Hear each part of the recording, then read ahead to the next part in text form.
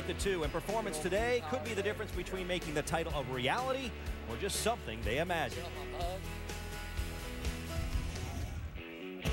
You can see it, can't you? It's right there, right in front of you. But you can't grab it. Not yet.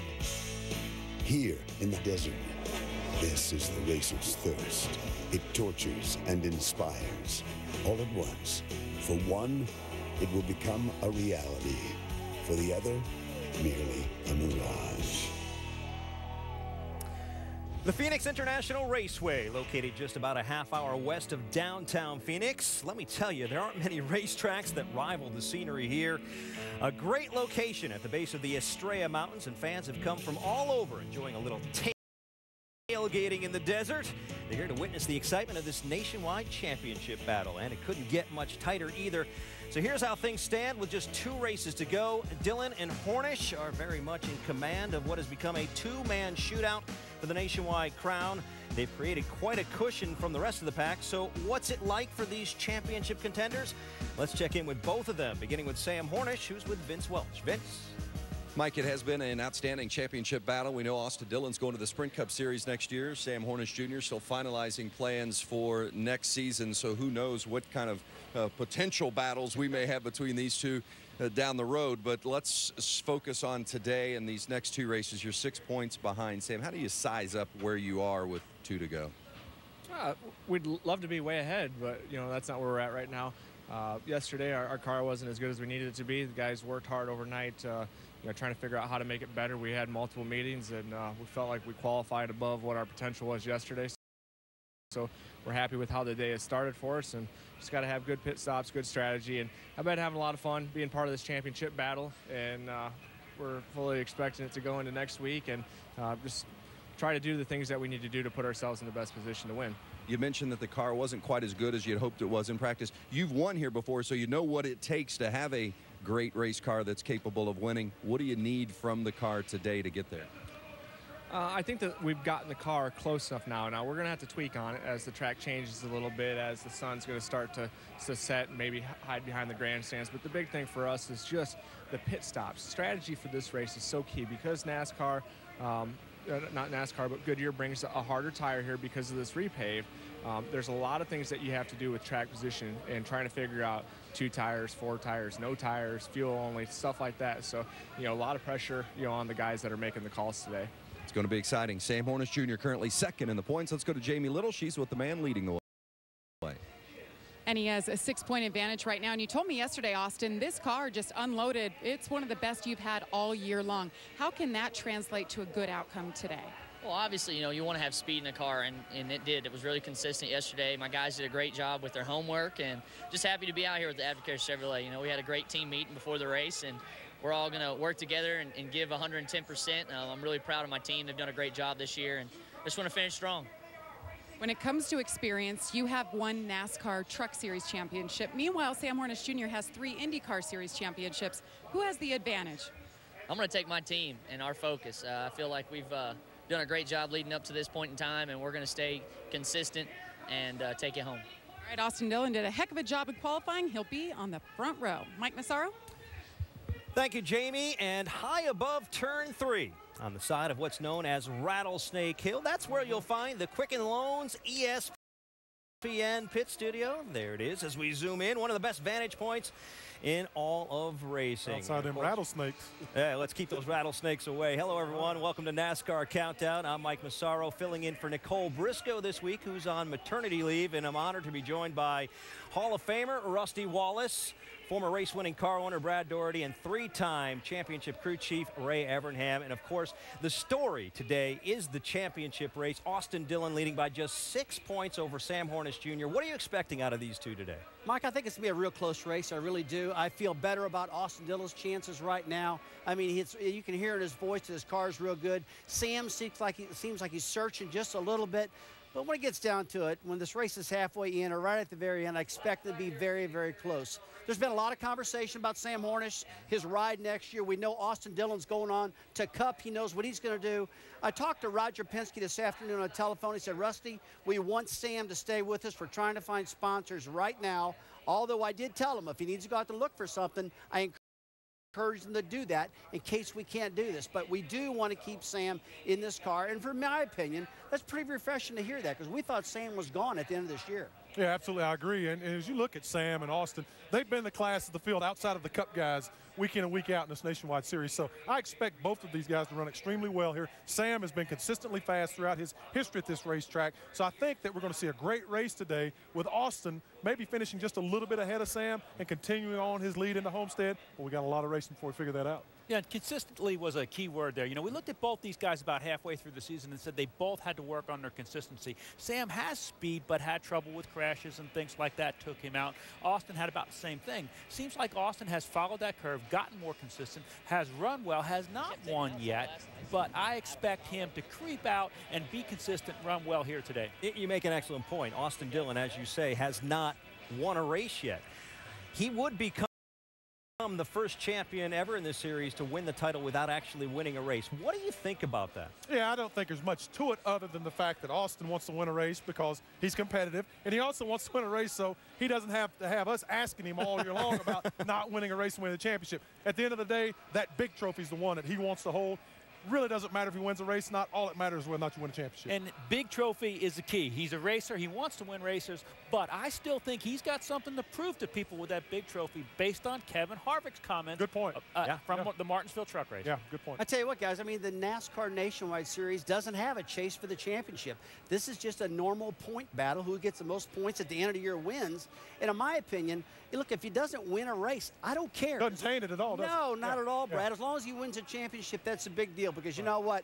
They're going to forget about him not winning. They're going to remember him forever about being a champion. So, look, if he doesn't win, guys, it doesn't bother me at all. And this could all go away in the next couple of weeks because he's got 2 more opportunities. He could easily win here today. That's Absolutely. Right. You know, you can't win a college football championship, though, without winning a game, and certainly Notre Dame and Pittsburgh understand that. They played 3 overtimes last year in South Bend, so it's going to be a big one. The encore tonight at Heinz Field. Brian Kelly's Fighting Irish need a big win to move closer to a major bowl bid, while Paul Christ's Panthers look for the upset to keep their bowl eligibility alive. Saturday Night Football presented by Windows. Number 23 Notre Dame at Pittsburgh tonight, 8 Eastern on ABC. Still ahead, one of today's favorites has to be Matt Kenseth, but with the Sprint Cup Championship implications hanging over his head tomorrow, is he taking too much of a risk today? We'll discuss when we return. I ate some rattlesnake here last year. Guess what? Tastes like chicken. Tastes like chicken. Absolutely. In NASCAR, there's nothing a fan, team, or driver wants more than to be first. First on the leaderboard, first out of the pits, first to the checkered flag. In the nation, being first is just as important. At Nationwide Insurance, we put members first because we don't have shareholders.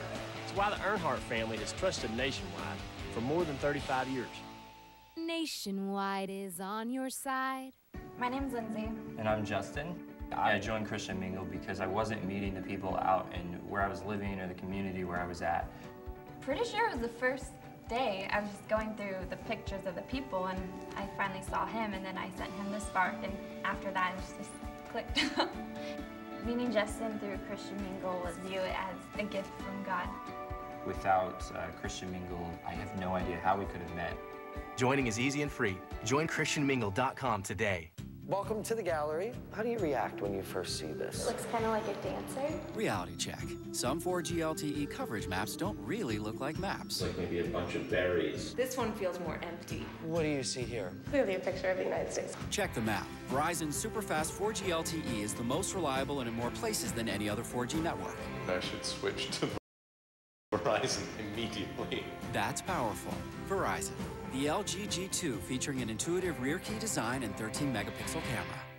When it comes to trucks, you always hear about brawn, torque, towing capacity, and durability.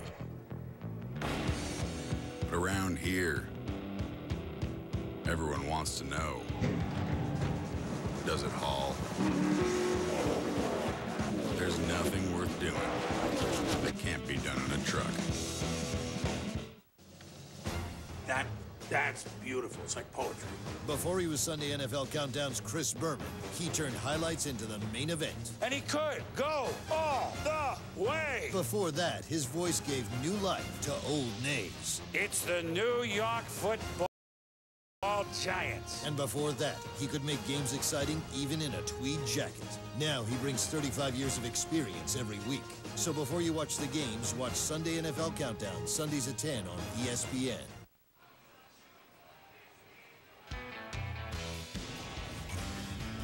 NASCAR Countdown is brought to you by Nationwide Insurance. Nationwide is on your side. The Estrella Mountains, which serve as a backdrop for this racetrack, are named for the Spanish word meaning star, and it seems fitting considering how many stars are in this race. There are several Sprint Cup regulars, no different than usual. In fact, Cup Series regulars have combined to win 24 of the 32 races this year. That includes Matt Kenseth, who has 2 wins. Kenseth is once again in the field today aboard the 18 car for Joe Gibbs Racing. He'll roll off 7th. Today is simply a warm-up act, though, for Kenseth. His focus is clearly on the Sprint Cup title. Entering Sunday's race, the 9th of the chase, Kenseth is second in the standings, just 7 points behind Jimmy Johnson. The main event for Matt is definitely tomorrow, but he's getting a little extra seat time today, Dave Burns. Well, let's talk 2 topics with Matt Kenseth. How about mechanics and psychology? Which one do you want first? I thought we were talking about my Gatorade and you were wondering why it was pink. Okay, we can talk sports drinks as well. It's nice. By the way, let's talk mechanics first. The new tire on the left side. How important for you to get 200 laps of racing, even though it's in a different car, today versus what you've had in Sprint Cup practice? Well, I'm looking forward to it. It's always fun racing on Saturdays. It beats sitting on a couch and watching it. So I'm interested to get out there and see if the tire puts any more rubber down and widens the track out. So the track is more than ready for a second groove. We just got to get some rubber down on it, get some people up there, and get a tire that's soft enough to be able to move around a little bit. So I'm interested to see today if that second groove comes in. I guess I could see it watch on TV too, but I think it'll be good to be out there and see what it feels like and be able to move around a little bit and hopefully pick up a thing or two. Being out there, Matt, anything short of a win, how do you guard against leaving here and going into tomorrow with some sort of a bad taste in your mouth from today? I don't know. I mean, I think after every event, once you're done, you know, downloading and going through what you should have done better and you know, go through everything with your team and all that, I think you always hit the reset button and get ready for the next day. So certainly I think what happens here today, good or bad, I don't really feel like it affects me on Sunday. Some people think it does. I really don't. So I'm looking forward to running here today. Our GameStop car's been decent, felt pretty good qualifying, even though it wasn't a great lap time. So I'm looking forward to going and mix it up with all these guys today. Glad you thought that all through. Matt starts 7th today, Mike. Thank you, Dave. And we should note that this is the 4th consecutive race, nationwide race, that Matt Kenseth has been a part of, the 5th during the chase. But there are 2 schools of thoughts on whether or not Matt should be in the nationwide race with the championship implications. Some support it, others oppose it. What do you think? You know, I get it. I understand what they talk about with sponsors and commitments, but I also, the big goal is that Sprint Cup championship, and when the risk versus reward just doesn't make sense here. And Matt Kenseth does not need the reps. He's not a guy that's going to lose his focus, and he's getting ready to take on what may be the best team in NASCAR history head to head. He needs to focus on the Cup stuff. I think this race today is a distraction based on the way that Matt qualified his Cup car yesterday. Yeah, I wouldn't disagree with that at all. I think what the reality of it is, at the beginning of the season, these deals are made with your sponsors that create opportunities for Matt to drive this car. It employs a lot of people for your business, your organization, so that goes into it. He's 2 races away, though, from winning the biggest trophy in all of NASCAR. I think he should be concentrating on that as opposed to racing in this place. Guys, I tell you what, I think this is a terrible decision out of Joe Gibbs Racing to let Matt Kenseth run this nationwide series today because he's second in the points and he's got a chance to win that Cup Series. I can't think of any gain whatsoever by running this nationwide race today.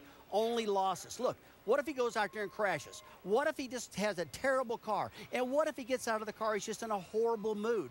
Do I want my driver starting a Cup race tomorrow in a terrible mood because he had a terrible Saturday? Right. No, I don't. I think this is a terrible decision. I'm going to tell you right now, look, I do understand the business aspect of it. Maybe the sponsor wants Matt in a car, but I'd be saying, look, my guy's second in the points right now, and I'd probably put Denny Hamlin in. That'd be a great I'd move. probably do something like that.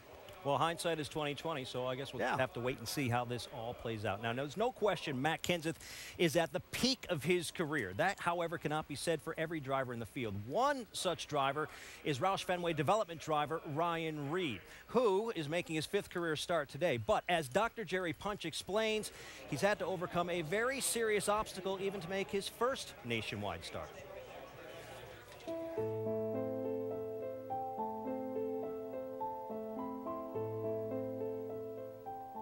When Ryan Reed was diagnosed with type 1 diabetes in 2010, the Super Late Model Division Rookie of the Year learned his career aspirations were in jeopardy.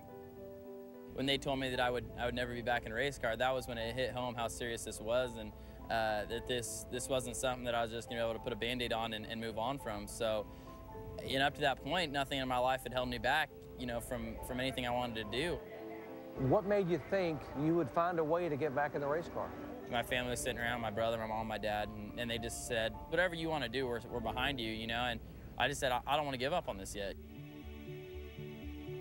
I started Googling athletes with diabetes, and I came across the IndyCar driver Charlie Kimball's story. In this press release, it mentioned as Dr. Ann Peters, and she was in Southern California, only about 2 hours away from my house. So we get in the car and we drive down there, and she's like, well, how bad do you want it? I said, it's my life, I'd do anything. And she said, all right, you're gonna be back in a race car. Dr. Peters put Reed on a strict nutritional program designed to prepare him for the physical toll that comes along with racing as a diabetic. One of the biggest tools I have inside the race car is a continuous glucose monitor. If my blood sugar is too low, I have kind of a concentrated sugar blend, endurance drink, that I'll sip on to bring my blood sugar up. If my blood sugar is too high, we have a sight on my suit that'll direct the guy where to give me an insulin injection, and he'll reach through my window, give me an insulin shot, and bring my blood sugars down and keep racing. In 2012, Ryan joined the ARCA Series. This year, as a Roush Fenway Racing developmental driver, Ryan earned a top 10 finish in Richmond. What a story the kid in this 16 is. And in 2014, just 3 years after his diagnosis, he will run full-time in the Nationwide Series for Roush. What's your biggest fear in the race car? I'm not scared of the diabetes. I don't live in fear of it. When I show up and I know that leading up to the race I've followed my nutritional program and done everything I'm supposed to do, then I'm not worried. But just like any other race car driver, I want to win, and not winning is my biggest fear. What's the message you hope to be able to send when you drive by and people watching at home see it says, drive to stop diabetes on the side of your car? I want to be a voice that says, you can still continue to chase your dream. A little girl walked up to me and said, I started dancing again because you inspired me not to give up on it. When I was diagnosed, I quit dancing because I didn't think I could because of diabetes, and you've inspired me to keep going, and that was a win. And a remarkable story. You can see Ryan Reed there getting ready to be introduced to the fans here at the Phoenix International Raceway. And gentlemen, as we all know, this is a difficult sport to do, even at 100%. What do you think of Ryan's situation? It's great, Mike, and it's great that they have the technology to monitor the physical changes that this young man's going to go under, to know the difference between just the physical exertion of a regular driver versus what he has, and then to be able to address it, keep him racing. And I think it says to people, you can overcome a handicap and still compete at a high level. I think it's great. Tells me a lot about this young man, the intestinal fortitude that he has to overcome this. It's a very difficult disease simply because the metabolic side effect of this is high glucose. So it mimics being dehydrated, thirsty, and those types of things. It tells me a lot about this young man to put himself in that 105, 110-degree race car and to go out and get after it. I'm very, very impressed. I'm happy for him. I mean, I'm really happy that he was able to overcome this and understand it and get in the car and do what he wants to do. Run his dream, but he just needs to understand his limitations. If he starts feeling bad out there, gets too hot, hey, don't push it too much. And I think he's got that in his head already. Yeah, one of the fonts there on that piece that stood out for me was, how bad do you want it? Clearly, he wants it pretty badly. Folks, we've got a way to enhance your racing experience. Check out NASCAR.com/RaceBuddy to catch all the live action from the Phoenix International Raceway. It includes 10 HD live race views, live chat, and live leaderboard. Still to come, one of the primary purposes of the Nationwide Series is providing a platform for young drivers to showcase their talents. So what does the future look like for some of this year's young guns? There are plenty of them in the fields. There's some young guns at the Here comes lunch. Here comes lunch. Oh, he's got that hat right. Look at that hat. Bob's hanging out. Hat right. That is awesome. As good as it gets. What's better than zero heartburn? Nothing, that's what. That's why I take Prilosec OTC each morning for my frequent heartburn. Because it gives me a big, fat, zero heartburn. Woo-hoo! Prilosec OTC, the #1 doctor-recommended frequent heartburn medicine for 8 straight years. You can't beat zero heartburn. And best of all, it means I can enjoy all the foods I love. Oh, zero heartburn is awesome. Just like zero cutlery. Prilosec OTC, 1 pill each morning, 24 hours, zero heartburn. No matter how long your day or how hard you work, Wrangler Comfort never lets you down. They feel good and wear strong. Wrangler 5-star premium denim jeans are built with a U-shaped construction. They don't cut into you like jeans with a V pattern. No matter what you're doing or where you're going, nothing beats Wrangler Comfort. Wrangler, real, comfortable jeans, guaranteed. Tom, you once stuffed 17 days worth of clothes into one suitcase. We admire great stuffing, Tom. Our new 3-cheese stuffed crust is all for you. We stuffed that bad boy silly. Want a large? Give us 12 bucks or get any unstuffed for 10. Go for greatness. Pizza Hut. Make it great. A Hero comes to Blu-ray Combo Pack. You have no idea how long we've been searching for you. The epic Man of Steel is even more powerful with nearly 4 hours of extras, including a behind-the-scenes look with director Zack Snyder. Man of Steel. Own the Blu-ray or digital HD. Brian Kelly and the Fighting Irish look to extend their winning streak and stay in the BCS picture against the upset-minded Panthers. Saturday Night Football, Notre Dame, Pittsburgh, tonight at 8 Eastern on ABC. College football lives here. ESPN salutes America's heroes in celebration of Veterans Day. Join us all week as we honor our armed forces with special tributes on SportsCenter, Mike and Mike, and more. This week on ESPN. The finale you've been waiting for is coming to Auto Club Raceway at Pomona. Witness the last race of the NHRA Mellow Yellow drag racing season and see if Sean Langdon can hold his lead over defending champ Antron Brown in NHRA's nitro-burning 320-mile-per-hour top fuel machines. Come out to celebrate 16-time Funny Car World champ John Force as he battles for one last win. The Auto Club NHRA finals are this weekend. Kids 12 and under are free. Get your tickets today at NHRATix.com. I gotta go deposit a check, transfer some money. So, it's your uncle's turn. What? Wait. No, wait. So you can deposit a check with the touch of a finger. So you can arrange a transfer in the blink of an eye. So you can help make a bond. I got it. That lasts a lifetime. The Chase mobile app, so you can.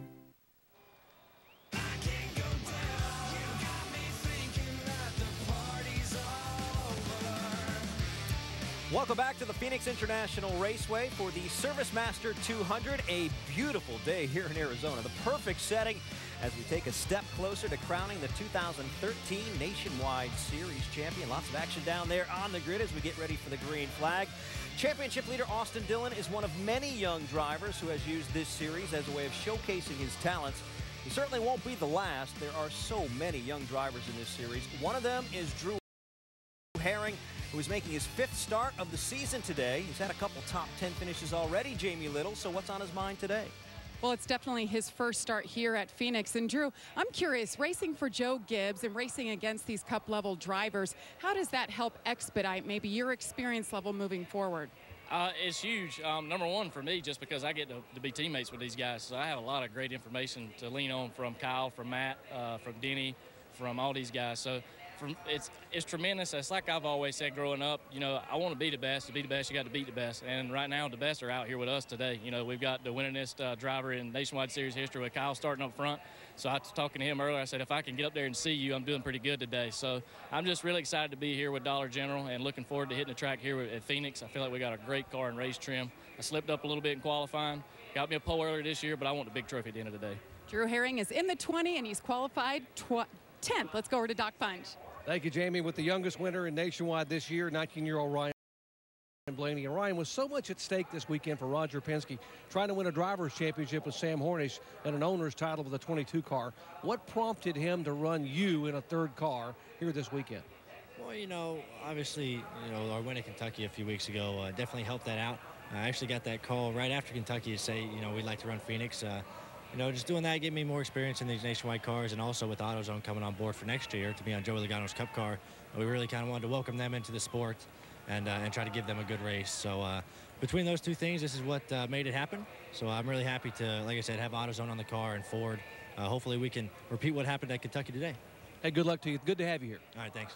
And typical Roger Penske, fulfilling a promise to a talented young driver, and by the way, a commitment to a new sponsor coming on board for 2014. Mike?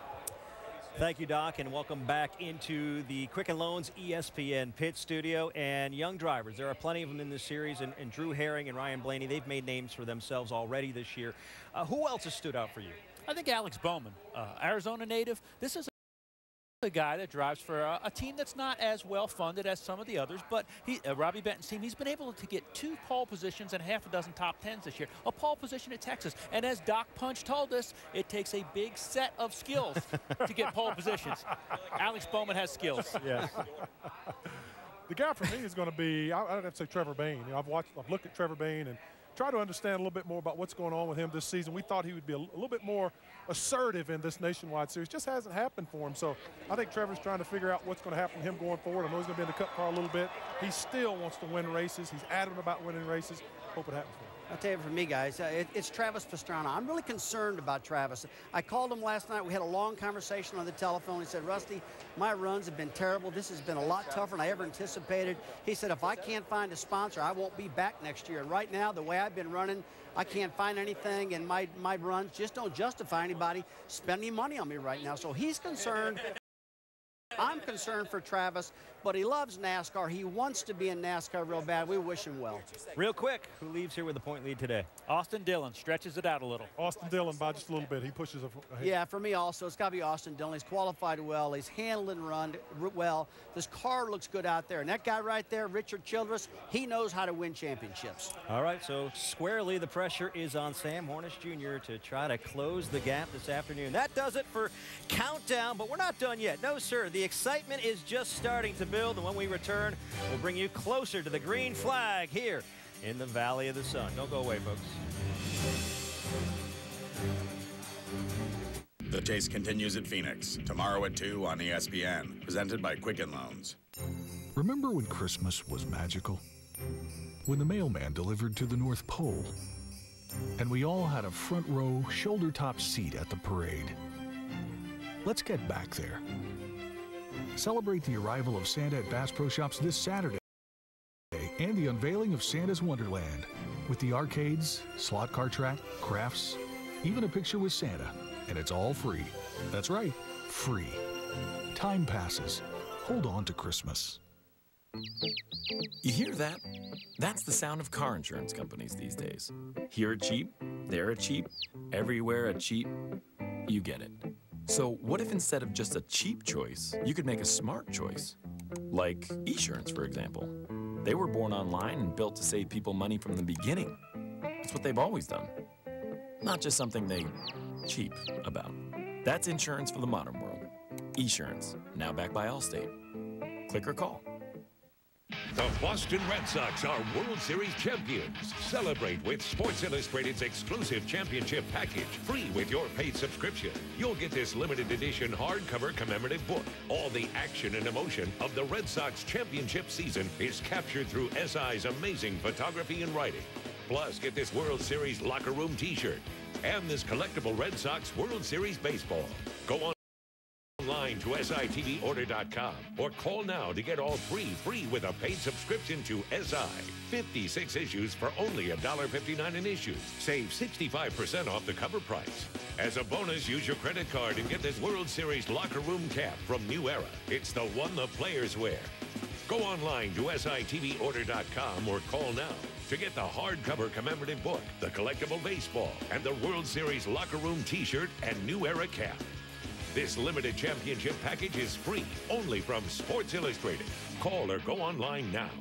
So, you want to be eco-friendly? Of Of course. Okay, got corn? We got that. Got someone to blend it into fuel? Got it. Got a car to use that fuel? Sure do. Got a way to recycle? Yep. Got trees to offset carbon? Got that. Got sun to power the track? You bet. Got electric-powered pace cars? Yep. So wait a minute. You cut emissions by 20%, you're the largest recycler in sports, and you got a solar-powered track. Got all that. All right. Got a cool earthy logo? Check this out. Too cool. Better. Welcome back to a sun-soaked Phoenix International Raceway. We couldn't ask for a better day to go racing. Don't be fooled, though. There is plenty of pressure in the air, especially surrounding the Nationwide Championship leaders. Just 6 points separate Austin Dillon from Sam Hornish Jr. with only 2 races remaining. Suffice to say, there is little margin for error. Now, as we get you closer to the green flag, it's time to go trackside. Ladies and gentlemen, at this time, we ask that you please rise and remove your hats as the Flowing Wells High School Junior ROTC Color Guard present our nation's colors. Please remain standing as Phoenix International Raceway Chaplain David Grimes offers today's invocation. Let's pray together. Heavenly Father, we just thank you for this beautiful weather, perfect for racing. We thank you for your loving kindness and tender mercies and the great love that you show for us continually. We thank you for our veterans who we celebrate, especially this weekend, and for the many men and women serving across the world that keep us free. So we just ask that you continue to bless us to make this race safe and fun. We ask it in your wonderful name.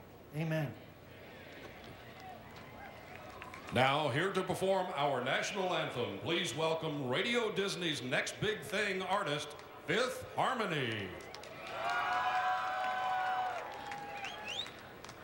Oh, say, can you see by the dawn's early light what so proudly we hailed at the twilight's last gleaming, whose broad stripes and bright stars through the perilous fight o'er the ramparts we watched were so gallantly streaming, and the rockets regular, the bombs bursting in air,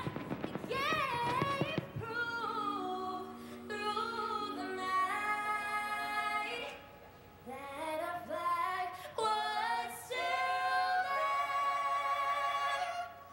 Oh, say does that star-spangled banner yet wave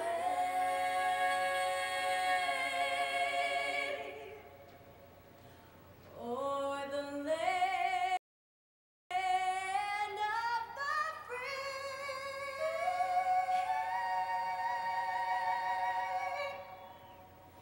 and the home of the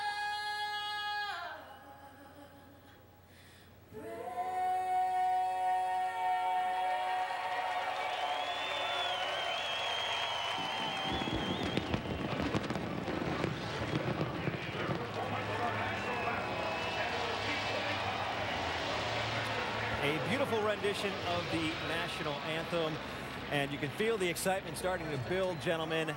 What will you be watching for today? Mike, I'm going to be looking at the back straightaway, those cars cutting down low in that apron, because when they do that, it sets up for a terrible straight entry into turn 3, and it causes a lot of crashes. We saw that with Elliott Sadler the last couple of years. I'll be looking at that. That's a real problem area for me. I'm going to be watching for the same thing tomorrow that I'll be watching for today, restarts. It could have a big effect. We see a lot of guys get bunched up. It could decide this championship.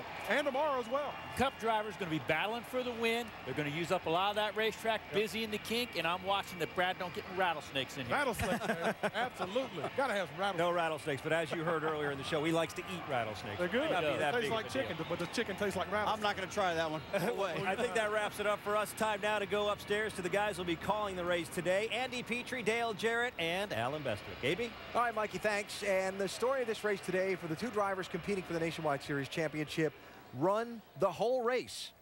Yeah, you never know what can happen, and there was a race not any more evident than that than Sam Hornish back here in March.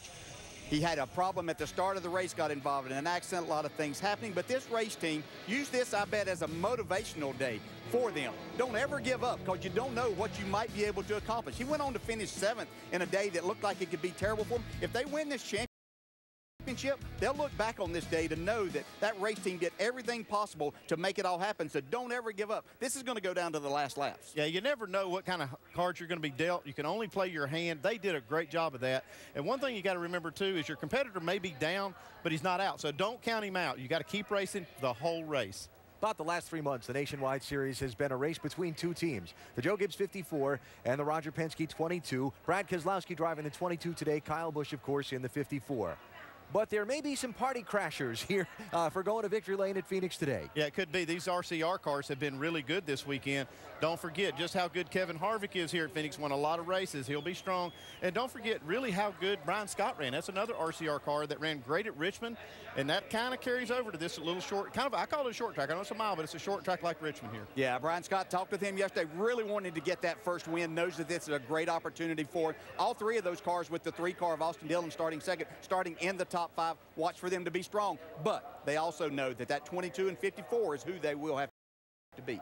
Well, can Brian Scott or Kevin Harvick crash the Joe, I'm in the politest sense of the word, crash the party for victory between 54 and 22? We find out that and how this race plays into the Nationwide Series Championship story when the engines fire next. NASCAR Nationwide Series at Phoenix is brought to you by Nationwide Insurance. Nationwide is on your side. In NASCAR, there's nothing a fan, team, or driver wants more than to be first. First on the leaderboard, first out of the pits, first to the checkered flag. In the nation, being first is just as important. At Nationwide Insurance, we put members first because we don't have shareholders. It's why the Earnhardt family has trusted Nationwide for more than 35 years. Nationwide is on your side. Tundra is a machine out there. Oh, yeah. Hey, you know they got a new one, Arian? You joking? Nope.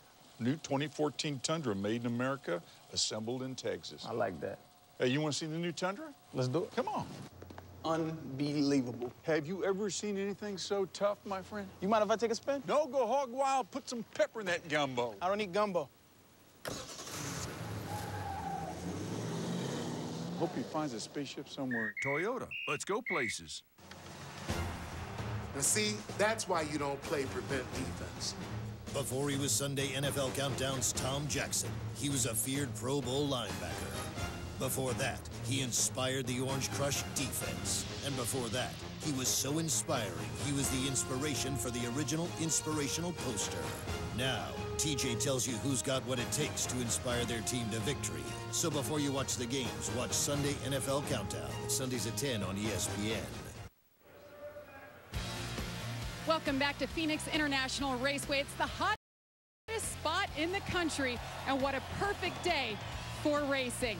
Now we're down to 2 races to go in the NASCAR Nationwide Series Championship, and there's 2 drivers vowing for their first NASCAR Nationwide Series Championship. The man on top, Austin Dillon, 6-point advantage, and he told us in Countdown they unloaded with the best car they have had all year long. They made minimal changes, and they qualified right here on the front row. A win today would be the first of the year. Vince Welch. Well, Sam Hornish Jr., who comes into this race trailing by 6 points, says that this has not been the greatest weekend for them. In fact, they've struggled a bit with their race setup. Hornish says the changes they have made give him confidence that he'll have a car to work with here today. Now, the key, Hornish says, is get it right by lap 200 and make the right call. 4 tires, 2 tires, or no tires, you got to make the right call at the right time. Let's say trackside for our pre-race ceremony. And now, for the most famous word in motorsports, please welcome your Grand Marshal, the president of Service Master Clean, Tom Koba. Drivers, start your engines! All right, buddy, you can crank it up when you're ready.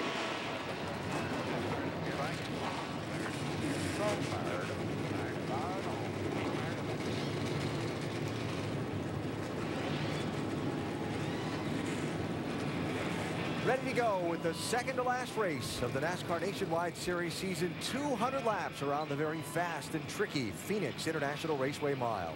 Our ESPN in-race reporter on the day is a native of Bakersfield, California. He's run a lot of races at this racetrack, and he's won a lot of them too, including last November's NASCAR Sprint Cup Series race here when he slithered through oil to the checkered flag to score the win and avoid an accident that caught up many others. Kevin Harvick coming up next. Through Monday at Joseph A. Bank, buy one, get two free. That's almost everything in the store. Shirts, pants, sweaters, ties, and more. Buy one, get two absolutely free. Through Monday only at Joseph A. Bank. After 10 years of providing top-notch customer service and quality products, we're still rated #1 by the Wall Street Journal for do-it-yourself paint chip repairs. Our signature dab, smear, and blend process allows you to make professional, permanent repairs on your car. And now our squirt and squeegee method makes it even easier to fix the most heavily chipped vehicles. Simply squirt a little paint on the panel, squeegee it smooth over the chips, then blend as usual. Go to drcolorchip.com. That's drcolorchip.com. Welcome to the gallery. How do you react when you first see this? Looks kind of like a dancer. Reality check. Some 4G LTE coverage maps don't really look like maps. Like maybe a bunch of berries. This one feels more empty. What do you see here? Clearly a picture of the United States. Check the map. Verizon's superfast 4G LTE is the most reliable and in more places than any other 4G network. I should switch to Verizon immediately. That's powerful. Verizon. The LG G2 featuring an intuitive rear key design and 13-megapixel camera. Remember when Christmas was magical? When the mailman delivered to the North Pole, and we all had a front row, shoulder-top seat at the parade. Let's get back there. Santa's Wonderland at Bass Pro Shops has what we've all been missing. With the arcades, slot car track, crafts, even a picture with Santa. And it's all free. That's right. Free. Time passes. Hold on to Christmas. Through Monday at Joseph A. Bank, buy one, get two free. That's almost everything in the store. Shirts, pants, sweaters, ties, and more. Buy one, get two absolutely free. Through Monday only at Joseph A. Bank. I need a lucky penny. I need that rabbit's foot. I need everyone to grow a chase beard. You too, ladies. Show us what your driver needs to win the chase at NASCAR.com/whatdriversneed.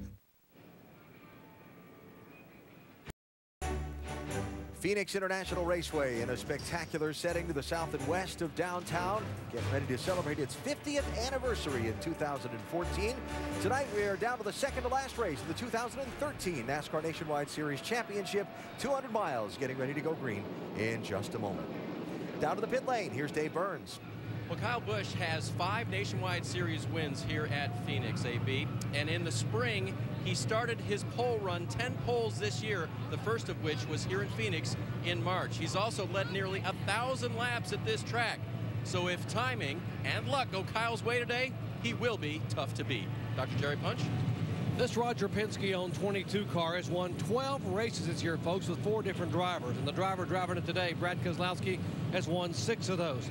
Today is Brad Keselowski's final nationwide start of the year, and he has 2 goals in mind. Number 1, he'd like to win his first ever nationwide race here at Phoenix International Raceway. He's finished second 3 times. And number 2, he'd like to add to that owner's points lead to possibly give Roger Penske a chance to claim his first ever nationwide owner's title next week at Homestead Miami Speedway.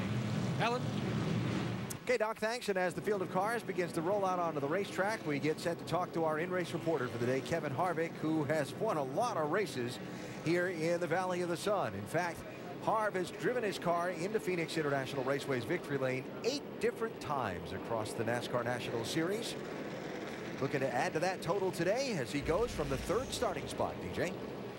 Hey, Kevin, Dale Jarrett, ESPN. You have a copy? 10-4, Dale. All right, Kevin, thanks for talking with us. Hey, Kevin, I've watched practice here for the last couple of days. Haven't seen many cars venture out of that lane and a half groove that you have. My question to you is, you being a driver that I know likes to go around the bottom when he can, will we see an upper groove come in, or is the second groove going to possibly be the apron here today? The second groove is going to be tough. There's a lot more rubber down after the cup practice than I initially had anticipated, so hopefully our Bad Boys Buggies Chevy will stay on the bottom today, and we can keep our track position and do what we need to do to try to win this race. Kevin, our mailbag question comes from Adam in Toronto, and he asked, with all of your success at RCR, what are your feelings today with this being your last nationwide race with this team? You know, that's a great question. I think as I got in the car, I kind of realized that this was it. This was the end of this chapter. So, you know, we've been fortunate to have a lot of success and win a lot of races, be part of 4 championships, and you know, it's been very enjoyable. So, just got to thank Richard and everybody at RCR for being a part of it. And I know they've enjoyed winning races and championships as much as I have, and hopefully we can get one more today. Thanks. I appreciate you talking with us, Kevin. Hopefully you can go out on a good note with this race team. And he's going to talk to your crew chief, Nick Harrison. Hey, Nick. Andy Petrie in the booth. You have us? Yeah, loud and clear there, Andy. Hey, Nick. Goodyear brought a little different left side tire here, and we see a little more age on this racetrack. Is there going to be any opportunities for strategy with this tire? Yeah, I think so, Andy. And I think the name of the game is to keep all the track position you can and watch where the cautions fall and do what you need to do to keep your car in clean air all you can. And like you guys have just talked about, this team is used to collecting nationwide insurance trophies, and I just hope that I can fit in the role here. And we've worked on our balance with big brake opening and keeping the brakes cool and keep the tires under and let Kevin do what he needs to do, and I believe we can do it. Just get him in position at the end, let him take care of it. Yeah, Nick, I know it's a great opportunity for you to work with Kevin Harvick, so good luck today. Thanks for talking to us, buddy. Yeah, it sure is. And thank y'all. Final lap before the green flag. High-definition onboard cameras riding today with the championship contenders. Austin Dillon has our AdvoCare on board. Yeah, boys, good job, man. Just remember, everything's going to be all right. We're going to have a good day. Have some fun. When you guys are having fun, we're going fast. His title rival, Sam Hornish, has our Goodyear on board. Be safe up there, buddy. Keep him out of trouble. Doing a good job this year. Appreciate all the help, dude. Heck yeah. I'll be right here. There you go. Tab Boyd, the spotter there. Matt Kenseth has the GameStop on board. Brad Keselowski, the Ford EcoBoost camera. Justin Allgaier, the Nationwide Insurance on board. Kyle Larson, the Sunoco on board. Kevin Harvick with our Chevy on board. And Kyle Busch starting on pole with our Toyota on board. So 200 laps, 200 miles around this 1 mile track. The narrow front stretch, the different shaped ends of the corner, and that dog leg kink in the middle of the backstretch. Always so tough and tricky. We'll see how this one turns out. Yeah, they're getting ready to see a different racetrack than what they've seen this weekend, though, right now.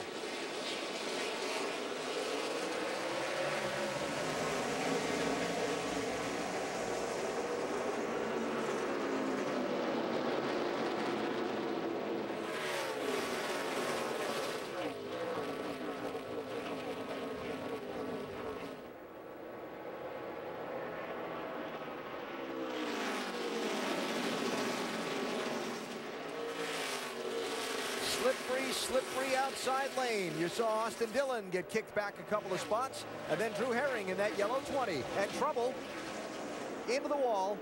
Turn 4, Eric McClure. Did he get the wall, or did he just go around? Oh, yeah, he got the wall. Got a piece of it there. Yeah. Running 28th, and the first yellow comes out on the first lap. Yeah, this track's just been sitting here, heating up for these drivers. Yeah, they had to start on the tires that they qualified on. Just no grip to start this race. Yeah, it looked like Austin Dillon had thoughts of making that outside lane work against Kyle Busch. Went in there just a little bit hard. Got up out of the groove a little bit, but looked like Eric McClure found the track maybe to be a little slicker. He got up out of the groove. That's the problem here. We get up out of that groove, it's a real price to pay. There's no grip at all up there once you do. Yeah, I talked to Matt Kenseth before the race, and he was just telling me he really would like that to come in, but it's so treacherous you can't get out of there. You just have no grip whatsoever. Well, the trend continues. First caution before lap 5, fourth time in the last 5 races since they remodeled this track. She loves a lot of the same things you do. It's what you love about her. But your erectile dysfunction? That could be a question of blood flow. Cialis Tadalafil for daily use helps you be ready anytime the moment's right. You can be more confident in your ability to be ready. And the same Cialis is the only daily ED tablet approved to treat ED and symptoms of BPH, like needing to go frequently or urgently. Tell your doctor about all your medical conditions and medications and ask if your heart is healthy enough for sexual activity. Do not take Cialis if you take nitrates for chest pain, as this may cause an unsafe drop in blood pressure. Do not drink alcohol in excess with Cialis. Side effects may include headache, upset stomach, delayed backache, or muscle ache. To avoid long-term injury, seek immediate medical help for an erection lasting more than 4 hours. If you have any sudden decrease or loss in hearing or vision, or if you have any allergic reactions such as rash, hives, swelling of the lips, tongue, or throat, or difficulty breathing or swallowing, stop taking Cialis and get medical help right away. Ask your doctor about Cialis for daily use and a 30-tablet free trial.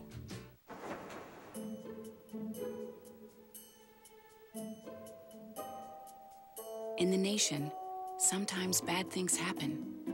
But add brand new belongings from Nationwide Insurance, and we won't just give you the partial value of items that are stolen or destroyed. We'll replace them with brand new versions, so you won't feel robbed. Again, just another way we put members first because we don't have shareholders. Join the nation. Nationwide is on your side. This is for my mother.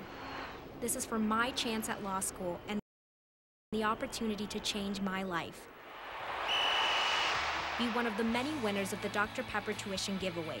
Share your story and tell us how you will make an impact on your community. Dr. Pepper is changing students' lives so we can change the world.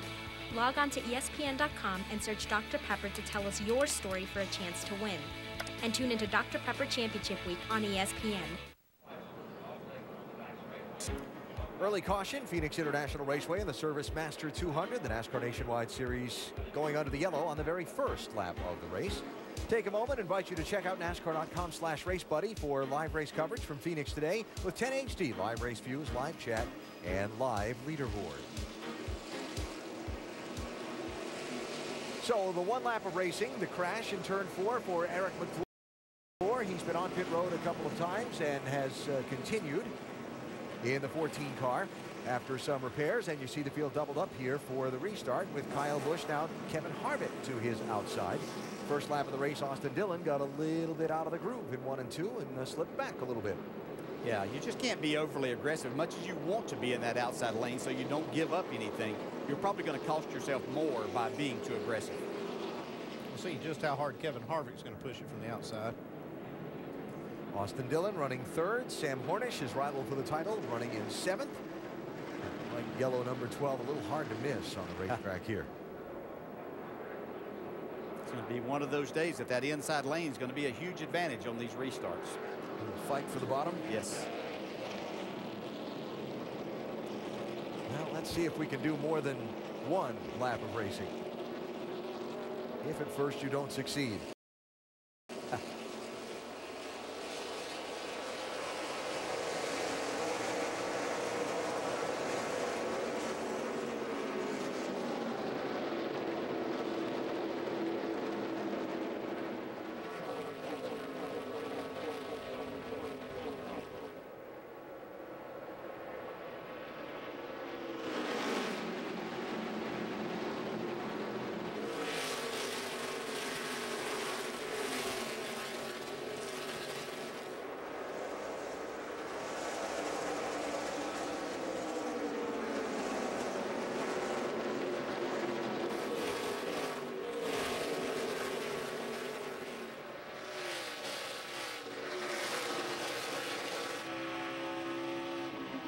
Pretty bold move by a man racing for a championship right there. Yeah, but he did have his teammate there to his right side. It looked like Brad Keselowski kind of yielded to him, let him have the spot. That could have been a tight spot for him, though. Kyle Busch leading 2nd place. 33 Kevin Harvick, by 3 Austin Dillon.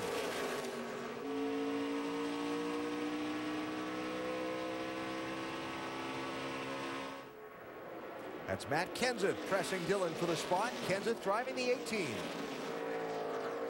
Austin got to be really, really careful this time of the race. I think that some of that upper groove will come in a little bit more, and you can see Austin make it work right there. You don't want to get yourself in that position too many times. Good opportunity for Austin Dillon to test that outside groove with Matt Kenseth being on the inside. Somebody you can trust not to make a mistake underneath. It'd also be a good opportunity early in the race, that right there. Give the spot up, follow Matt Kenseth around here. Don't put yourself in that position this early on. One of the topics that got a lot of play in the garage area, both sides, Sprint Cup and Nationwide Series, a different left side tire choice that Goodyear has brought here for this race. It's a little softer, but how it matches up with the existing right side combination and its effect on the cars has a lot of people thinking they want to be conservative on the racetrack, particularly these teams like Dillon in the 3 that have a championship at stake. Well, I don't want to. This is a track that's had a history of right front tire failures, whether it's brake heat related to the bead. But you don't want to ruin your day by just overworking that right front. So if your car's a little bit tight, just kind of fall in there and find a good place and get it adjusted. Yeah, most of the time it's not the tire's fault. It's the situation that you put the tire in and you compromise that tire by your car not handling very well. Therefore, you're using more brake. Therefore, you create a situation. You see Keselowski take that spot back away from Sam Hornish. But I believe we will see some of those issues. We saw some of it last night in the Truck Series, and I believe we will see that today. The stagger is actually closed up in the rear, which makes the car drive off the corner better, but it can make it tighter in the center. Therefore, the drivers may have to apply some more brake in the center to get their car rotated, and then therefore that creates that heat you were talking about in the bead in the right front, and that creates an issue. Yeah, and talking to Nick Harrison, crew chief on the 33 of Harvick, he said he was going to have a little bit more brake opening, just a little more cooling than they really thought they needed, just to guard against a possible bead failure. In this era of radial tire racing, don't talk about stagger much, but stagger the difference in the outside circumference of the right side tire versus the left side tire. The right side tire you want bigger when you're making left turns. Picture like a red Solo Cup. Set it on the table in front of you and push it forward and watch how it spins. Well, I never thought of it like that. That's a good explanation. You have thought of the red Solo Cup before, I know. It's a very small difference in stagger, though. It's only like maybe less than 1/10 of an inch. But anything that they feel like it's not enough, you take some out, it can make the car push a little bit more. Justin Allgaier and Ryan Reed, the youngster we talked about, racing next season for Roush Fenway in the NASCAR Nationwide Series and racing with that Type 1 diabetes and all he goes through to manage it, but certainly taking inspiration from the Eyes on IndyCar Series driver Charlie Kimball, and in turn now providing inspiration to others by chasing his dream despite having to overcome some things. Yeah, it's great he's getting that opportunity, and a lot of talent in this young man, but more than the talent is the desire to be able to do what he really wants to do. Michael Annett there challenging Reed for the 18th position. 20 years old, Ryan Reed, and his first Nationwide Series start here at Phoenix.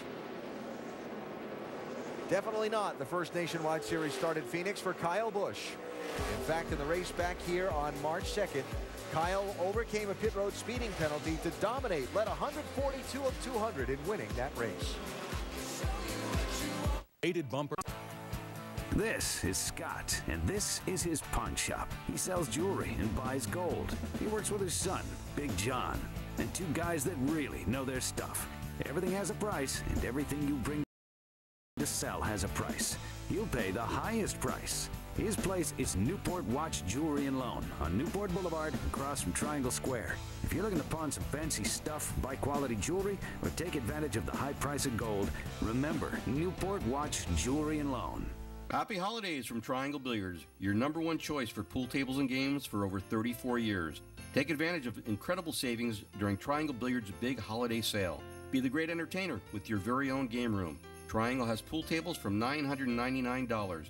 Check out their website at www.trianglebilliards.com or call now 714-485-6455. That's 714-485-6455. Come in today and start having real fun now. That's beautiful. It's like poetry.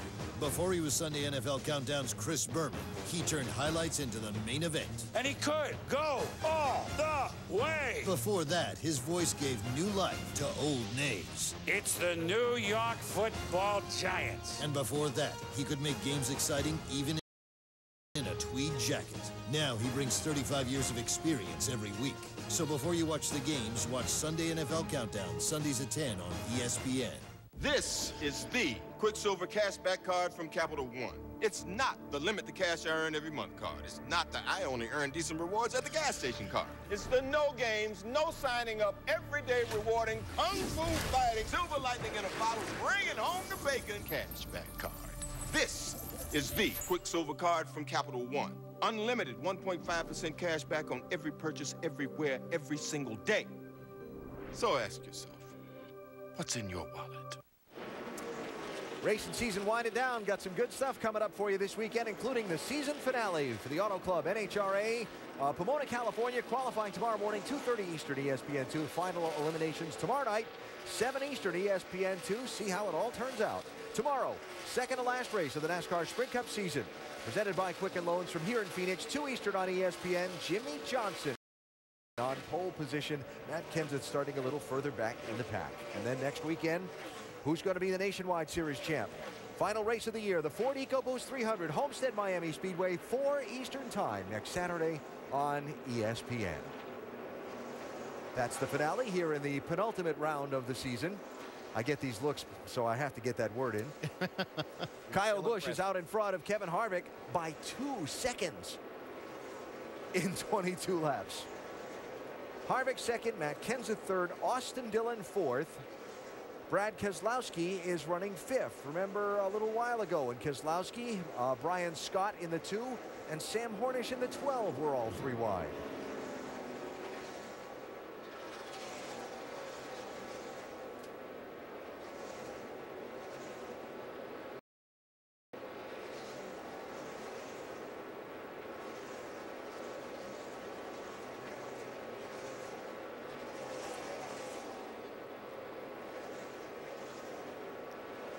Brad gave way and gave this report. We want to rank each other on lap 2, running 5th and 6th. Don't make much sense. That's 4, man. That's a mover champion right there. 3 back to the crowd. Well, I mean, I said at the time I thought it was a little risky for Sam to be making that move. He pulled it off with the help probably of his teammate. Just gives you such a terrible angle to go into turn 3. You really have to be under control. You have to slow down so much. Take a chance of getting run over from behind, but they made it work. So Sam started 6th. He's running back in 8th, Vince.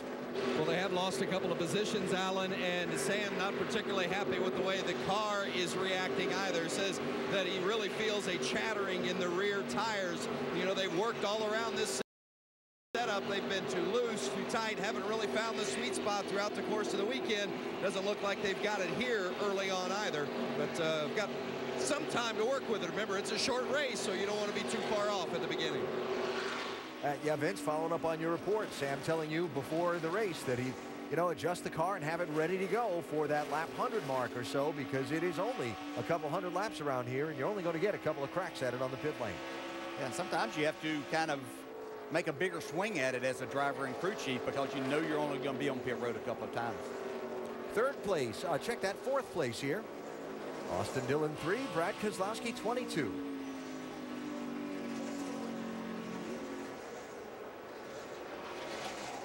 Yeah, Brad's one of the quicker cars on the racetrack right now. Actually, a little bit quicker than the leader, Kyle Busch.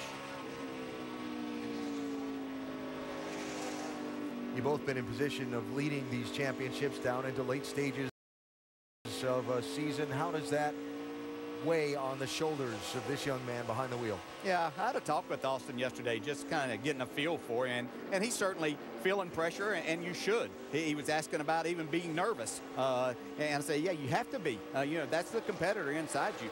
It's how you harness and use that to your advantage. I said, you know, the champions are the ones that really make that happen. So he's feeling that, but he's also excited about his opportunity to win this championship. Yeah, it is a good opportunity, and it is a lot of pressure, not just for the driver, but for the whole team, really, because championships, they mean a lot. That's what you do it for. And so these guys know this right there in front of them, and so this championship is going to come down to 2 guys that are really going to fight hard for it. Vince? Well, Andy, they've been pretty happy with their race car this weekend. It unloaded with good speed and balance. In fact, they said they had some of their best practice runs of the season. But right now, they're not happy with the way the car has started. Austin just reported it really doesn't have a very good balance, and he's struggling particularly as he tries to get into turn 1. right there. Yeah, I think it has a lot to do with the racetrack changing so much from when they were on the track practicing yesterday. Been a lot of rubber put down since then. So Austin Dillon running 5th, Sam Hornish running 8th. They started the race just 6 points apart for the NASCAR Nationwide Series Championship and just 2 races to go. Kyle Busch leading Kevin Harvick by about a second and a half, now encountering some lap traffic, but still hanging on to that #1 spot. For more than 60 years, Wrangler's been making jeans that look great, fit right, and wear strong. Wrangler 5-star premium denim jeans are built with a U-shaped construction. They don't cut into you like jeans with a V pattern. Wrangler, real, comfortable jeans. Golden Corral's Chocolate Wonderfall has been called the 8th wonder of the world. Well, get ready for 9 and 10. Yes, Golden Corral's luscious Chocolate Wonderfall is now joined by sweet caramel and white chocolate falls. It's our new Triple Fountain Yum. Dip crisp red apples, big fudge squares and more in creamy melted caramel perfection. Drench strawberries, Rice Krispie treats and more in non-stop melted white chocolate. And that all comes alongside the legendary and delicious Chocolate Wonderfall. It's our new Triple Fountain Yum, only at Golden Corral. Go 15, go 10, go 5.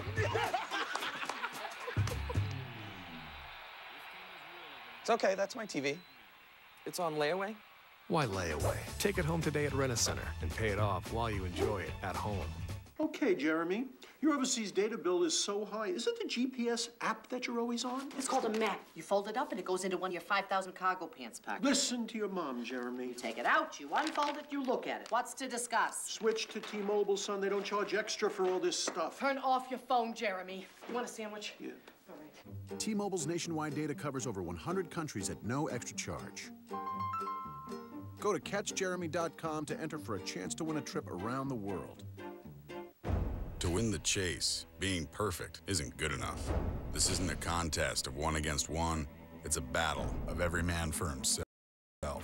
It's 10 grueling weeks on asphalt and concrete. It's heartbreak and madness times 1,000. To win here, you need luck and chaos on your side. Because being perfect only gives you a chance.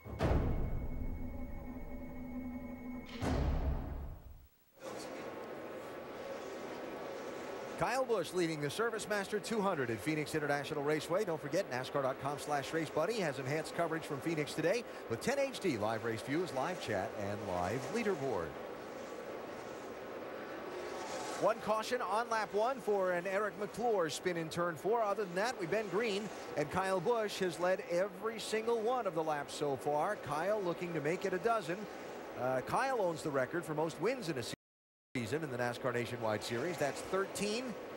He can equal his own record if he can win both these last 2 races of the year. A couple of Penske cars racing for position. Ryan Blaney trying to overtake Sam Hornish for 8th place. Once again, seeing Ryan Blaney do a nice job with the limited number of opportunities he gets to run in this Nationwide Series. He's run very well in the trucks this year. Very talented young man looking for that right opportunity to race all the time in this series. Big win for Ryan in September, and really did a lot for his reputation and I'm sure his confidence within this Penske organization as you see him overtaking Hornish there for the 8th place. You know, when you only get a handful of shots in a car during the season, and I understand that car and that team have done a lot of winning with a lot of drivers. But for a young guy like that to get in there at Kentucky and win the way he did, that's pretty impressive. It really was, and he seems to handle pressure real well. And he makes good decisions. You know, he ran behind Sam right there for quite a few laps, and waited till the right opportunity, makes a clean pass on him, and looks like he has a really good car today. 19 years old. I've been watching Kyle Busch. You know, he's been working a lot of lap traffic. So he's kind of gaining and losing time to Kevin Harvick, who's in second. Now he's a little bit out of the groove right there through that corner. I'm just trying to gauge what kind of car he has, and it looks like he's got a really, really fast race car, and he's being overcautious in traffic. Putting Travis Pastrana a lap down. Pastrana running in 23rd place. And an update on our race leader from Vince. Well, they've been pretty happy with the race car. Kyle says a little bit of chattering on landing, but being more picky than anything in that regard. Certainly likes the car, and this has been a racetrack that he and crew chief Adam Stevens definitely have their hands around. Kyle, a 5-time winner here, and Adam Stevens has been the winning crew chief the last 2 times here from the pole, and of course they start from the pole again today and have led the whole way. Dave Burns? So Vince, other than the 54 being outstanding, why can't this 33 of Kevin Harvick catch him right now? Well, the adjustments they made to the race car have worked. The problem is sometimes when you have something that's good for you, there are side effects. They needed that car to turn a little bit better in the center of the corner. Nick Harrison, the crew chief's worry that I would kill the forward bite off the corner, and that car is now loose from the center of the corner off when Kevin tries to give it gas. AB? All right, Dave, thanks. So Nick Harrison getting his first opportunity to work with Kevin Harvick in one of these Nationwide Series races, and for now, the last. Yeah, it's like I said, it's a good opportunity to get a chance to work with somebody like Kevin Harvick, especially here at Phoenix, where he's had so much success. But at this point, it looks like Kyle Busch has just kind of got him covered.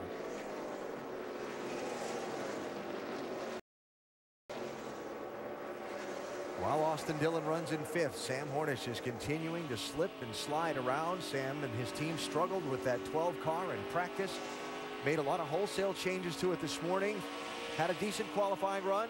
Gave him some cause for optimism going into the race, but he continues to slide back as you're riding with Kyle Larson, trying to take the 9th spot away from Sam. Yeah, Sam and his team are going to hope for a caution that will allow them to make the changes that they need on this race car, because they're going to have to take a pretty sizable swing if they don't want to lose too many points here. It's like you said, this race being as short as it is, not many opportunities to get that adjustment that you might need, and he really needs one now. Andy Zaramota's a crew chief. You come in and you're behind your rival for the title by 6 points. And I know we said before, you got to run the whole race. They don't pass anything out till they finish all 200 or more laps. Is there a point in the race that you go to damage control mode to just try and keep from losing any more ground than you have to and leave yourself a shot next week? Yeah, that's exactly what you do. But you know what you don't want to do is throw a Hail Mary to try to gain points or try to get your car here where you can maybe be a little bit better and take a chance on really dialing yourself out. So that's a good point you bring up, and I wouldn't do that if I was a crew chief in this position. You just do your deal, play the hand that you're dealt, and try to make good decisions on making the adjustments and without putting yourself in danger of actually having a bad day. Yeah, and we've actually seen their 1.5-mile program probably be their strong point in the year. So that's where they're going next week, to Homestead, 1.5-mile track again. They have that opportunity. If they can just keep this within reason, then they can apply that pressure whenever they get to Homestead. But you want to have that opportunity. So, run the whole race. Don't panic. Act accordingly. The recipe from our championship crew chief as he watches, along with the rest of us, Sam Hornish running in Phoenix. In NASCAR, there's nothing a fan, team, or driver wants more than to be first. First on the leaderboard, first out of the pits, first to the checkered flag. In the nation, being first is just as important. At Nationwide Insurance, we put members first because we don't have shareholders. It's why the Earnhardt family has trusted Nationwide for more than 35 years. Nationwide is on your side. Remember when Christmas was magical? When the mailman delivered to the North Pole, and we all had a front row, shoulder-top seat at the parade. Let's get back there. Santa's Wonderland at Bass Pro Shops has what we've all been missing. With the arcades, slot car track, crafts, even a picture with Santa, and it's all free. That's right, free. Time passes. Hold on to Christmas. So what do you want to know? My lap time, my fuel strategy, my speed. You want to know what it feels like to spin out? Want to know my plan? When I'm going to pit. Your left side, guys. Who my friends are? Who my enemies are? I hate every single one of them. You want to know what it's like to be upside down? It's not pretty. You want to hear what I have to say? Do you want to see the track the way I see it? You want to get inside my head? Download the NASCAR Mobile 13 app. News, video, live race info. Call Star NASCAR to get the app. What do you want to know?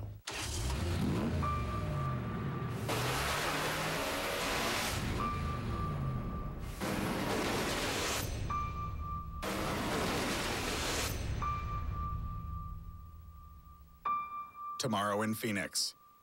Jimmy has seized the chase lead with 2 races left, and only Matt Kenseth stands in his way, with a 6th title and NASCAR history within reach. Phoenix, tomorrow at 2 on ESPN, presented by Quicken Loans. Despite all the news off the field for Miami, a win on the field Monday night keeps them in the playoff chase. Ryan Tannehill looking to get the Dolphins above 500 when they go on the road to face Vincent Jackson and the Bucs, who are still looking for their first win of the season. Monday Night Countdown starts things off at 6:30, then Miami and Tampa Bay, Monday at 8:25 on ESPN and live on Watch ESPN. Yeah, they'll certainly be glad to get to the football field. Yes, they will. Here at Phoenix International Raceway, a quarter of the way home. In the second to last race of the NASCAR Nationwide Series season, Kyle Busch started on pole. He's led every lap so far, seeking what would be his 12th win of the season and a season sweep in the Nationwide Series at this track. That's the gap, first to second. It's 2.5 seconds. Kevin Harvick running in the number 2 position. From there on back, we go up to speed with Nationwide Insurance. Check in on Brad Keselowski with Vince. Well, Alan, Brad currently running 3rd. He's already won 6 times this year, including last week at Texas, where he led more than half the race. He's earning his money today, though. He is really having to work the wheel. In fact, the team came to him on the radio and said, "We see you in there swatting flies," referencing how he's working that wheel back and forth. But still, Brad Keselowski, always one you're going to have to deal with. Jamie? Running behind him in 4th is Matt Kenseth, and despite having the championship in the Cup Series on his mind, his focus right now is in the Nationwide Series race. He'll be back in this car next week as well. So far, Matt's saying the car just feels loose, feels like there's too much air in that right rear tire. Look for a 2-tire stop on the first pit stop. Vince? Ella, looking back at the 3 car of Austin Dillon, currently running 5th. This is the same car they raced with here in the spring and finished 6th, but they brought a different shock and spring package this time, and they feel like it's really made a difference. Right now, Austin says the car is a little too tight off 4, but otherwise pretty good. Dave? Ryan Scott's on a roll right now. A career-high 13 top 10s this season, including an 8th place finish last week at Texas. Today, if they're going to continue to do that, he's running well now in 6th position. They're going to have to improve the forward bite and also help the car turn a little bit in the center of the corner. Behind him, the 7 of Regan Smith, running now in the car that is not quite to his liking. What he'd like him to do is fix both ends of the track, and he's different on both ends. In turns 1 and 2, he wants to spin out loose. In turn 3 and 4, the car is tight. We'll see how they do, Doc. And back behind him in the 48 car, making only his 3rd start this year and 16th of his career in the Nationwide Series, the young man who won at Kentucky, driving for Roger Penske. Ryan Blaney, a 3rd-generation driver, said the car is free all the way through and around, but he's been searching around the racetrack, able to make a pass by Sam Hornish and move into 8th spot. Now behind him, talking about the youth movement in the Nationwide Series, how about this 21-year-old Kyle Larson? 3 times this year he's been a runner-up, finishing 2nd in this car at Bristol by 23 thousandths of a second to Kyle Busch. Larson says the car a little bit snug, middle off in 1 and 2, but he's okay in 4. Vince. And running in 10th is Sam Hornish Jr. Came into this race trailing in the championship by 6 points. We've documented how they've had some issues, some struggles throughout the course of the weekend. Crew Chief Greg Irwin said, "I'm not quite sure what we're going to have to start the race." Well, what they've had is a car that's been a little bit of a handful. Sam says it's not rolling the center the way it needs to. Dave? Talking to Justin Allgaier's crew chief, Scott Cividelli, earlier today, he said the biggest problem we have is the middle of turns 1 and 2. We're losing 0.2 of a second there, and it hasn't gotten much better. Super, super tight was the driver's call at the beginning of this race, and he's still struggling with the handle on that 31. Doc? And back behind him, the 77 driver, that's Parker Kligerman. This is Kyle Busch Motorsports. This team's been told essentially they have 2 races left, and they may be out of business unless a sponsor steps up for next year. So Parker needs to make something happen. Right now, his car is struggling center off in turn 4, very tight center off. And behind him, who can forget what has happened the last 2 years to Elliott Sadler? He came here in the fall of 2011, the fall of 2012, with a chance to win the championship, only to have horrible luck. Today, Elliott Sadler, who didn't qualify well, but got a really good car in a race configuration. He's biding his time, being patient until that first pit stop in about 10 or 11 laps. Back behind him is Trevor Bayne. Trevor trying to get his third career win. Trevor saying the car is handling fine. He said, but guys, I got nothing when I hit the throttle. He said the car seems dead when I push on the throttle. No gear up off the corner. He just won't go anywhere. Maybe. All right, Doc, thanks. Change for second place. Brad Keselowski has just gotten around Kevin Harvick for that #2 spot. Yeah, it didn't look like Harvick put up much of a battle there. He kind of let the 22 go because he's come from a pretty good ways back. One of the quickest cars on the racetrack. We'll see now if he can eat into that lead of Kyle Busch. Yeah, he's already done that. He's cut hit. He was over 4 seconds back, so he's got it down to just over 2 seconds behind right now. So Kyle Busch, Brad Keselowski, 54-22, running 1 and 2. Gee, what a shock. Yeah. It's kind of been the story about the last 3 months in the NASCAR Nationwide Series. Long way to go in this one, though, and Kevin Harvick still right there in third.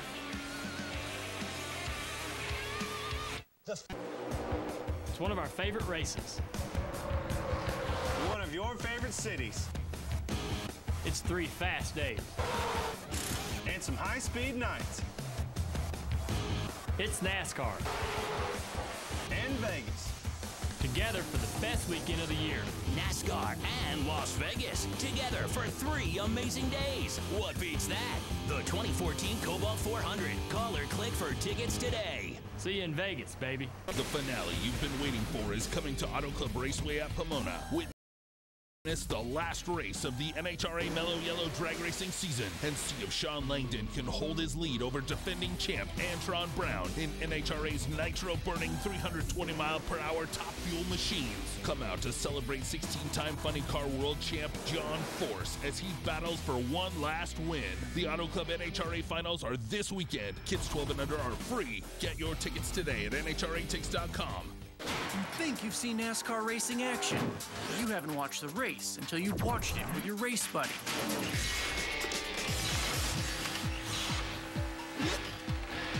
Watch enhanced coverage with up to 10 HD live race views, a live chat, and live leaderboard.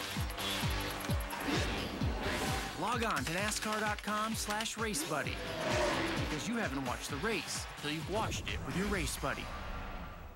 Welcome to the gallery. How do you react when you first see this? It looks kind of like a dancer. Reality check. Some 4G LTE coverage maps don't really look like maps. Like maybe a bunch of berries. This one feels more empty. What do you see here? Clearly a picture of the United States. Check the map. Verizon Superfast 4G LTE is the most reliable and in more places than any other 4G network. I should switch to Verizon immediately. That's powerful. Verizon. The LG G2 featuring an intuitive rear key design and 13-megapixel camera.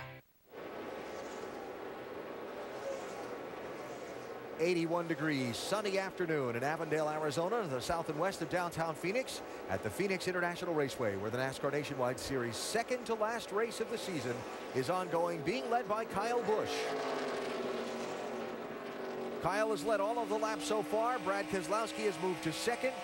The owners or team championship between these two cars, the Gibbs 54 and the Penske 22, has flopped back and forth lately. Actually, a couple of really big swings from a big lead for the 22 to being behind, and then back to a big lead after Kyle had that tire go flat in the spin out and crash at Texas last Saturday. Yeah, it has been. They've raced so close together most of the time, but it's been the couple big swings whenever there were issues at Kansas and then again at Texas last week. Yeah, and we know that one of the issues is was an incident that was very controversial between these two teams, at least on Brad's part. Yeah, and one that I'll assure you that 22 driver has not forgotten, as he told me last week.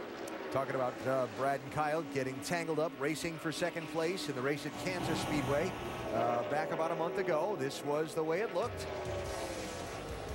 And Brad didn't think too much of that move. Kind of let the crew members know as he was going by. And so here they are running first and second again. By the way, these two teams have won 12 of the last 13 races between them. Yeah, I thought today we'd see, and it's still early, I thought we'd see the Childress cars, especially Harvick, be up there to be able to break this up. You know, and Kyle has done most of the winning, obviously, for the 54. It's been in the car most of the time. This 22 is just been outstanding, the job that Jeremy Bullins and his race team have done with different drivers and the winning. And now we see, as Brad kind of got boxed in there, Harvick taking advantage of that to get back to second. I think he must have heard me talking about that, breaking them up. That's what he's doing right now. Yeah, Brad got caught in some bad lap traffic there. It's a momentum racetrack. You can see Harvick struggling with his car on the exit of the corner right there a little bit. I think that's one of the things. I mean, Kyle Busch is good at a lot of places, but with these cars, the less horsepower that they have, the tapered spacers that they have, it makes it a Kyle Busch type of racetrack. And if he gets that car just anywhere close to like it is today, he's going to be hard to beat because he just does such a good job with keeping that momentum up. I haven't seen one of these racetracks that wasn't a Kyle Busch racetrack, especially in this series. Andy, let's talk a little strategy here. With the tire combination, the recently repaved racetrack and so on, the last couple of races here, we've seen a lot of just two-tire only stops and a lot of what I call leapfrog pit strategy. The back half of the field comes in, then they stay out the next caution when the front half of the field pits and so on. Now that we're down to just 17 cars on the lead lap with this long green flag run, is it going to change what we see on the pit lane when these cars start making stops? Yeah, this time if the caution comes out, you're going to see most of the front runners, if not all of them, take 4 tires because it's going to take 2 cans of fuel, and it takes just about as long to put 4 tires on as it does to put in 2 cans of gas. So you'll see them do that, and that's leapfrog strategy may come later when we see shorter runs, 20, 30 lap runs. And right now we see one of the first cars on pit road. It's the target car of Kyle Larson. Doc? Yeah, Kyle Larson, we talked about the fact that he was really tight in 1 and 2, 3 and 4 was really good. So now Kyle will come in, and as you guys said, they got no choice but to go ahead and put 4 tires on here and make a chassis adjustment and air pressure change. With the less stagger on the left side tire now, these cars seem somewhat numb to adjustment. They had to make a sizable adjustment, as you saw in the left rear there on the 32, to get the car to be a little bit freer middle off. Larson down and away. Dave. In need of Sunoco fuel, Kevin Harvick brings the 33 to pit road. The car is still loose. They are going to make a wedge adjustment along with changing 4 tires. There goes the wedge adjustment on the left side of the race car. Drew going to the left side now to change tires, and Kevin will leave pit road having given up second place, actually third place. Doc? Parker Kligerman said we are tight, middle off. I'm losing the nose trying to get up off the corner. 1 round up on the track bar, 4 tires and fuel on the Kyle Busch Motorsports car, trying to get a top 10, if not a top 5. Lengthy pit stop over 20 seconds. Dave.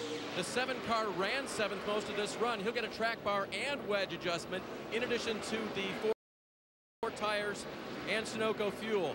Wedge adjustment now being made on the left side. Yeah, Regan Smith mostly on this run was complaining that the car wanted to spin out in turns 1 and 2, and it was tight in 3 and 4, so a bit of a challenge for Greg Ives to get the adjustments here. As for Brian Scott, running 6th most of this run, losing the right front, he was saying, worried that the car was way too tight on that. He enters his pit box right now. More turn in the center, more drive off. He'll get an air pressure adjustment for that. Vince? The 3 of Austin Dillon is on pit road. He's your championship points leader. Said he needs more side bite. He talked earlier in the run about his entry, but he says actually the car is loose off. That's been more of an issue for him during that run at the late stages. 13.3 on the stop. Doc? And here's the youngster Ryan Blaney. He said, I just have no grip, in, middle, or off. I need rear grip in the car. They made a chassis adjustment right rear. Kevin Buskirk, the crew chief, runs the R&D program for Penske. Also air pressure, he's away. Vince, here comes that 54 of Kyle Busch, warning him about speeding on pit lane and also not sliding through the box. Kyle Busch has been your leader in the dominant car throughout. They remind him that he's got to get it full, making sure the fuel man, the gas man gets plenty in it. They're going to make a chassis adjustment to help him out as well. It's a 4-tire change for Kyle Busch. So far, so good. A very clean stop, waiting on it to be full, and there it goes. Kyle Busch in 14.3. The 22 is also on pit lane. That is Brad Keselowski, a little bit free on the long run, but he liked it as it was getting late in the run. And there's Keselowski leaving pit lane after a 4-tire change. Vince thanks Sam Hornish, stayed out to lead a lap, get a bonus point for the championship. Now he's in. Vince? Sam just needs the car to turn better, particularly the front of the car in the center of the corner. Said it's just over on the right rear a little bit too much in the turns, so they're going to make an air pressure adjustment, air out of both right side tires. 4-tire change for the 12 of Hornish, and he's down and away. Doc? And here is Trevor Bayne. We heard Trevor comment earlier on the radio that the car just didn't have anything. When he hit the throttle coming up off the corner, it was dead. It wouldn't pick up, had no torque. They're going to make a adjustment to try to give him some more rear bite coming up off the corner. Left side tires going on. Going to get it completely full of Sunoco fuel. Good stop, just over 14 seconds for Trevor Bayne.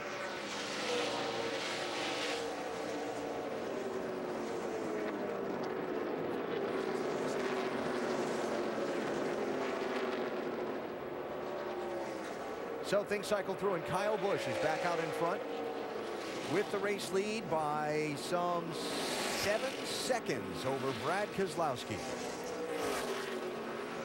Check that, 4 seconds now as the scoring cycles around.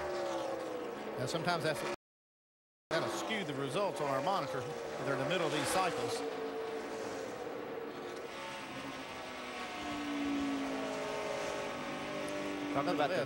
Nonetheless, it looked like the 54 did stretch it out a little bit of his lead, making that green flag stop, which is one thing that Kyle Busch is so good at. Yeah, and I'm not sure about the 12 staying out there that long, trying to lead a lap. Stayed out there a long time, lost some more time on the track to the leader. Well, and here's the other thing. Apparently, with where his pit stall is and how things cycled out, he never actually led the lap. Yeah, backfired on him. Yep. Saturday Night Football on ABC. Notre Dame, Pittsburgh at 8 Eastern.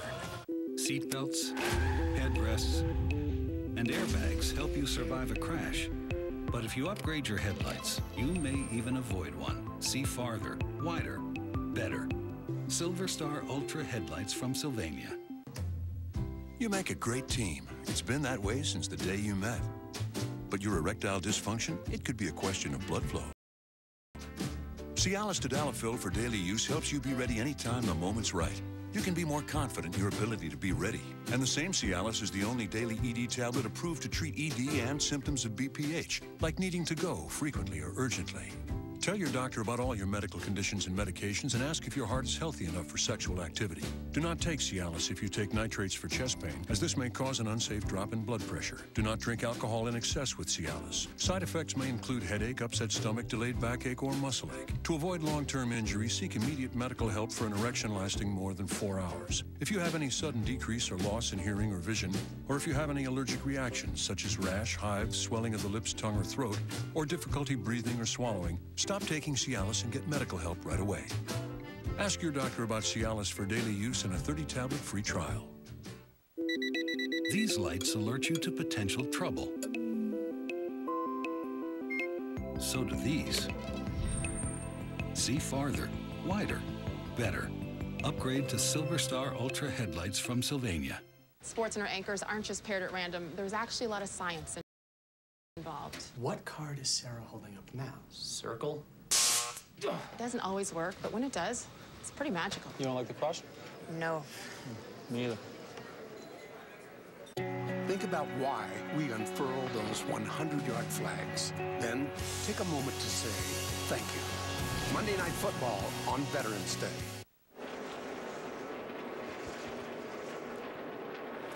Don't forget, coming up later tonight, you can see qualifying for the Auto Club NHRA season finale out in Pomona, 2:30 Eastern on ESPN2. Then the final elimination Sunday night at 7 Eastern on ESPN2. Tomorrow, second to last race in the chase for the NASCAR Sprint Cup. Our telecast presented by Quicken Loans from here at Phoenix. That starts at 2 Eastern on ESPN.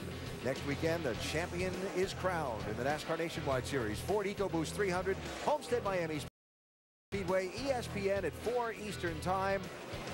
Who's going to have the upper hand when we come out of this one? Here at Phoenix today, right now, it is Austin Dillon running 5th and Sam Hornish running back in 11th place.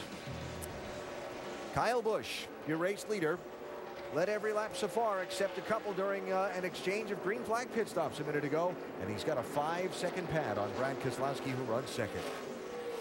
You know, this kid keeps at this for a little while. He's going to get pretty good at it. He's figuring it out, you know, most of the tracks. 11 wins this season in the Nationwide Series for Kyle. Over 1,000 laps led here at Phoenix just in this series today.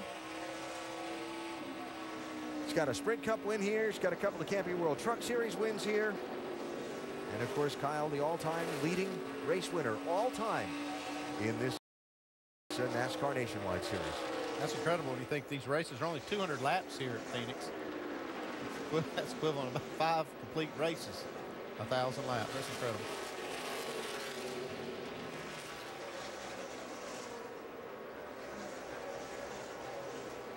So while things are going quite well for Kyle Busch, they're not going quite so well for Sam Hornish, who's back in 11th.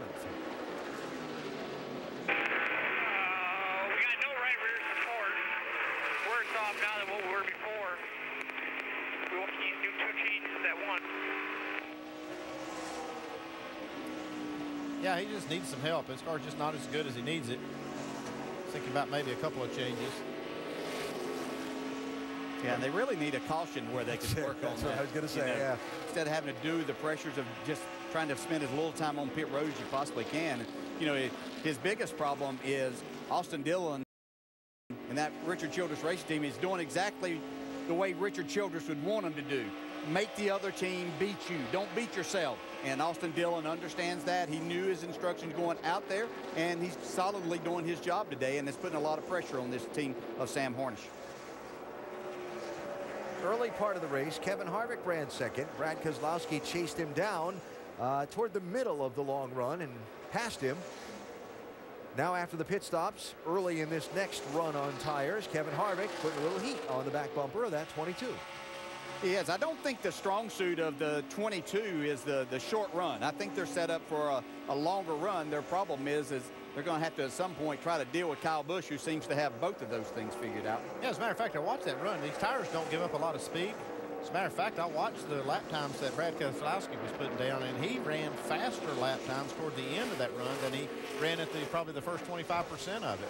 So, yeah, if they have a long run, I think Brad's in good shape. Looks like Harvick's car might be a little better in the short run. Longest green flag run since they reconfigured this racetrack. It's now the 5th race weekend on the new configuration, where they added the progressive banking to the corners, moved that backstretch dog leg out 95 feet further away from the front stretch, and sharpened the radius of that corner.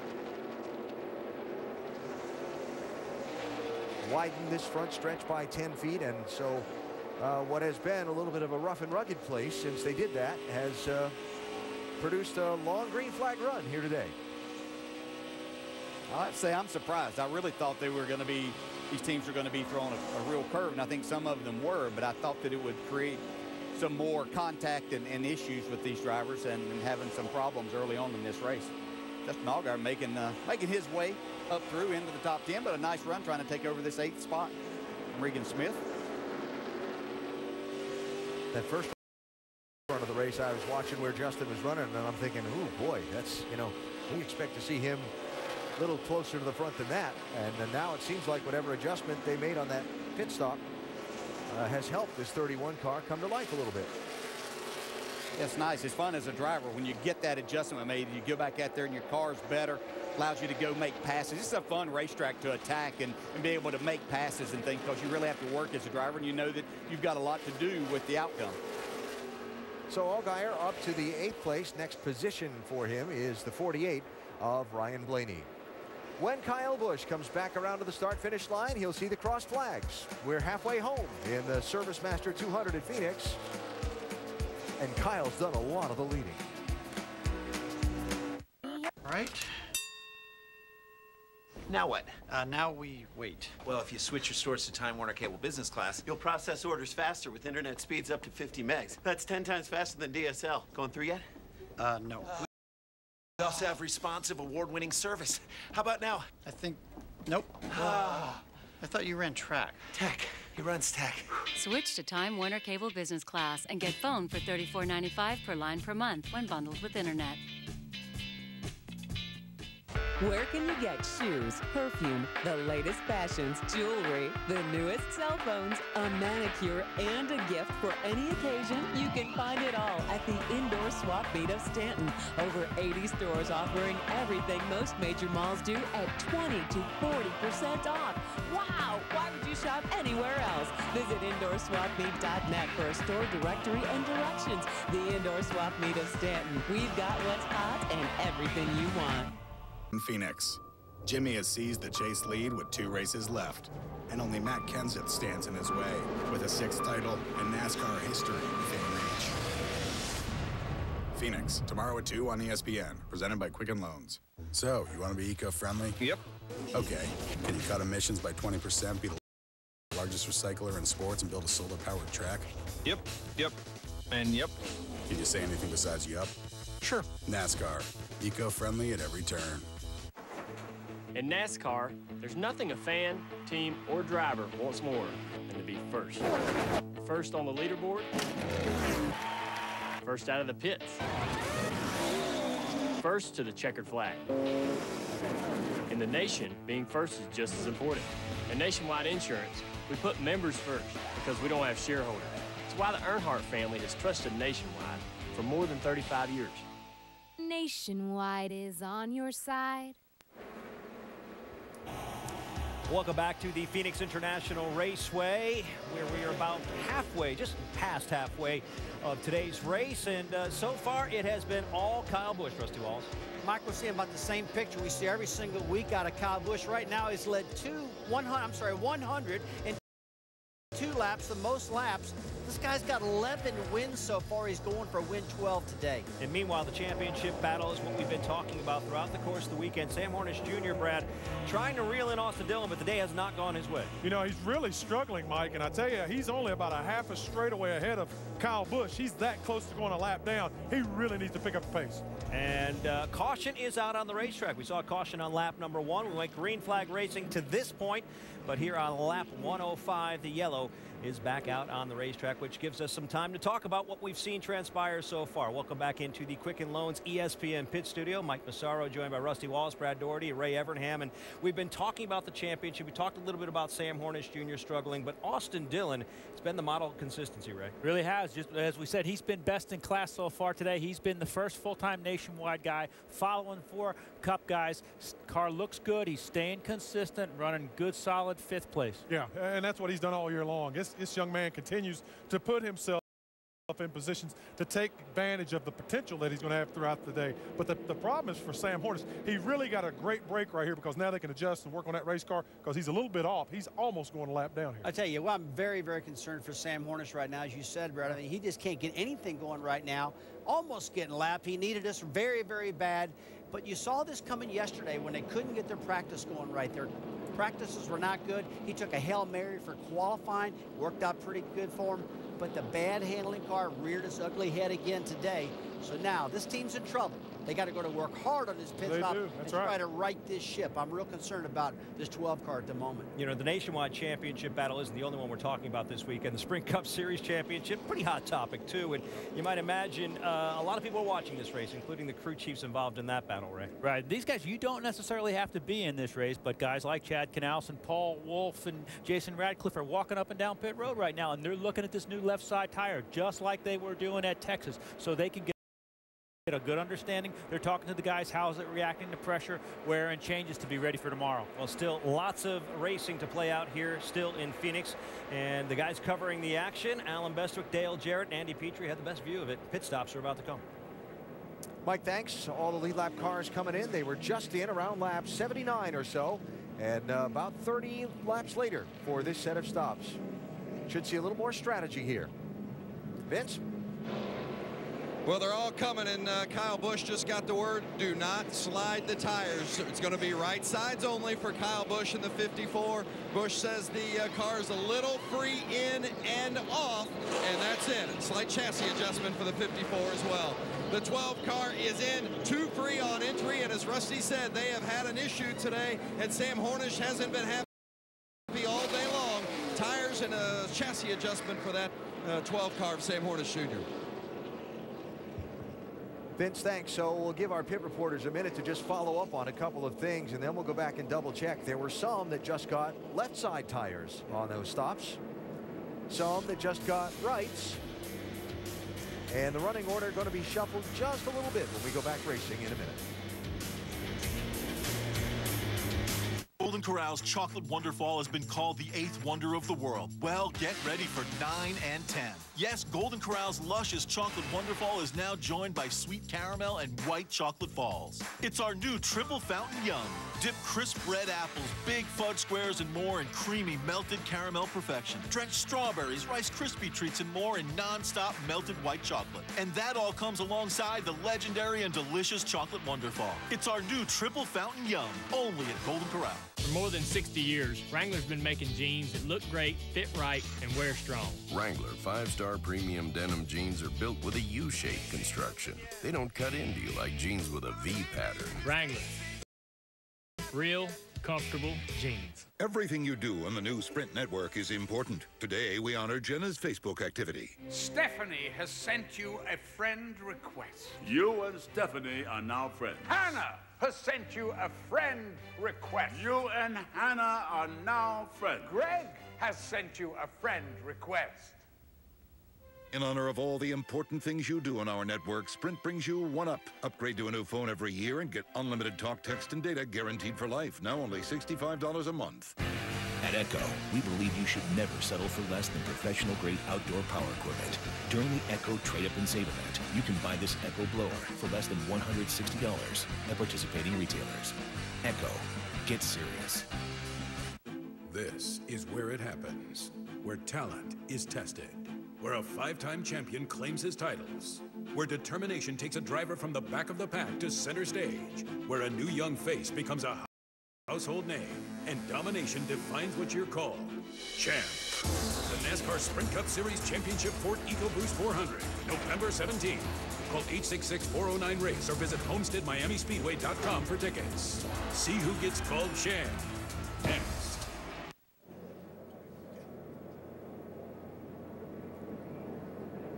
Under the second caution of today's NASCAR Nationwide Series race, Phoenix International Raceway. Caution when the NASCAR official that works in the spotters stand on top of the grandstand between turns 1 and 2 spotted a piece of debris on the racetrack and radioed it down, and that's the reason for the caution flag. A variety of pit stop strategies played by some of these front runners under the yellow. Race leader Kyle Busch, championship leader Austin Dillon, Brian Scott just taking right side tires. Had some others like Matt Kenseth and Kevin Harvick just take left side tires. And had one, Sam Hornish Jr., take 4 tires on his stop. I like the idea of Hornish getting 4 tires and making some adjustment to that race car where they can keep up with it. Nothing much for them to gain by just changing 2 tires. They weren't going to get any spots there. Yeah, what happened was they were just a few cars from being the last car on the lead lap. So why not do that? Go ahead, and you're not going to lose much, and not, like I said, not much to gain because everybody getting 2 tires. There are the relative positions and strategies of the top 2 in the championship as we get ready to go with 89 laps left in the race. Free pass, Alex Bowman. You saw cars going past the pace car. 11 cars got wave around, 6 of them back onto the lead lap. Michael Annett, Drew Herring, Brad Sweet, Parker Kligerman, Mike Bliss, and Kevin Swindell getting back on the lead lap here by not pitting under the caution. Here's your restart order. And again, this will be with 89 laps to go. Austin Dillon and Sam Hornish both restarting on the outside. They'll have to be careful up there.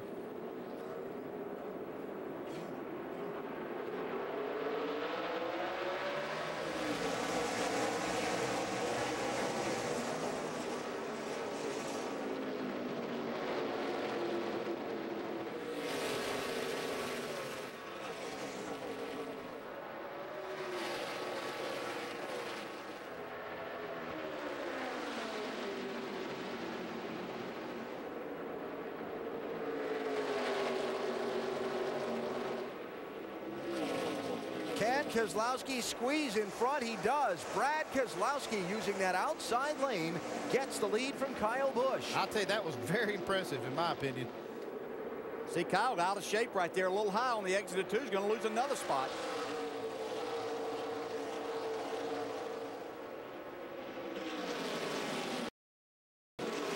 He's had that clean air the whole race, Kyle Busch has. He doesn't have it now, though. Hornish trying to battle back inside the top 10 here.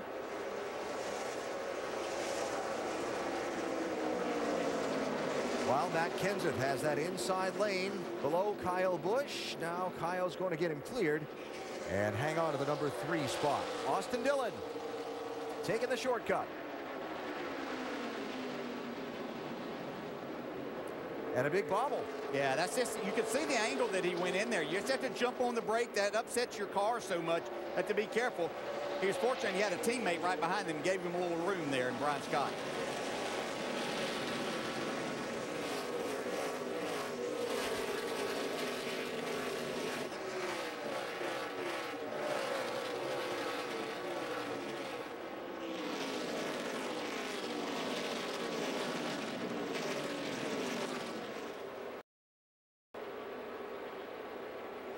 Ryan Blaney, 48, working on Sam Hornish, 12, while just ahead of them, Regan Smith, 7.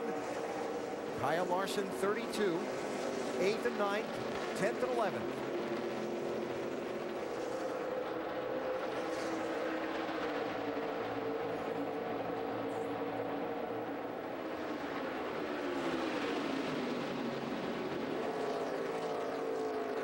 At this point, it doesn't look like they really did a whole lot for Sam Hornish in this 12 car.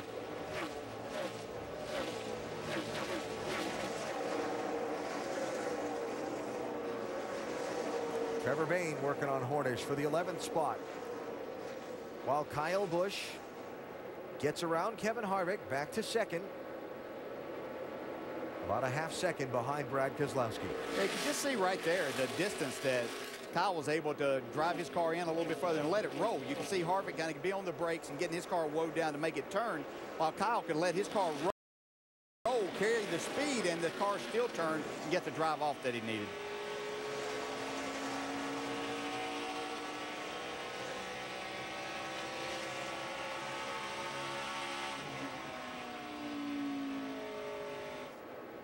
And Sam Hornish losing yet another spot. I'm like you, Dale. I think they've hurt this car.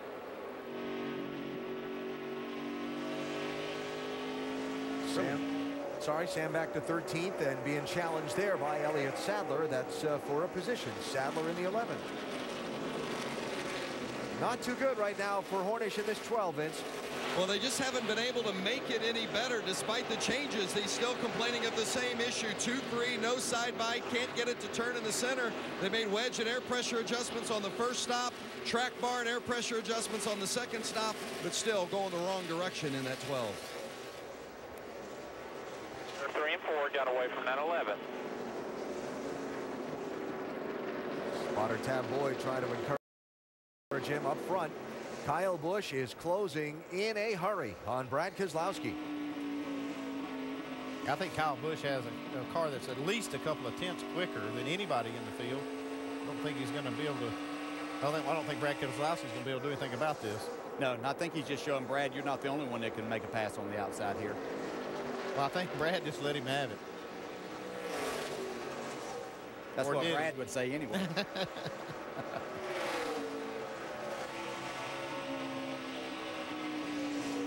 He wouldn't be thinking about payback right now at this point in time. I would. The inside, would he?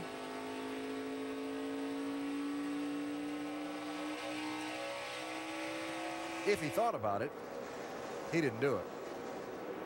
So Kyle Busch back out in front. Using every inch of that racetrack off of 2. Yeah, he's driving it hard.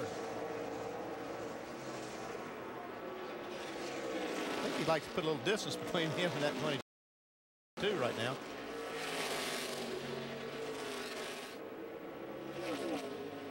He had to be thinking in his mind when Brad kind of gave him that outside. What was the motive for Brad pulling to the inside and giving him that spot there? See Austin Dillon picking up another spot.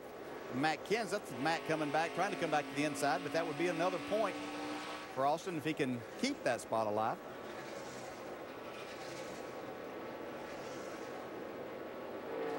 So Austin Dillon to 4th place. Sam Hornish back in 13th. And you see the running total on the top of the screen as we continue with 77 laps to go. Second to last race of the NASCAR Nationwide Series season.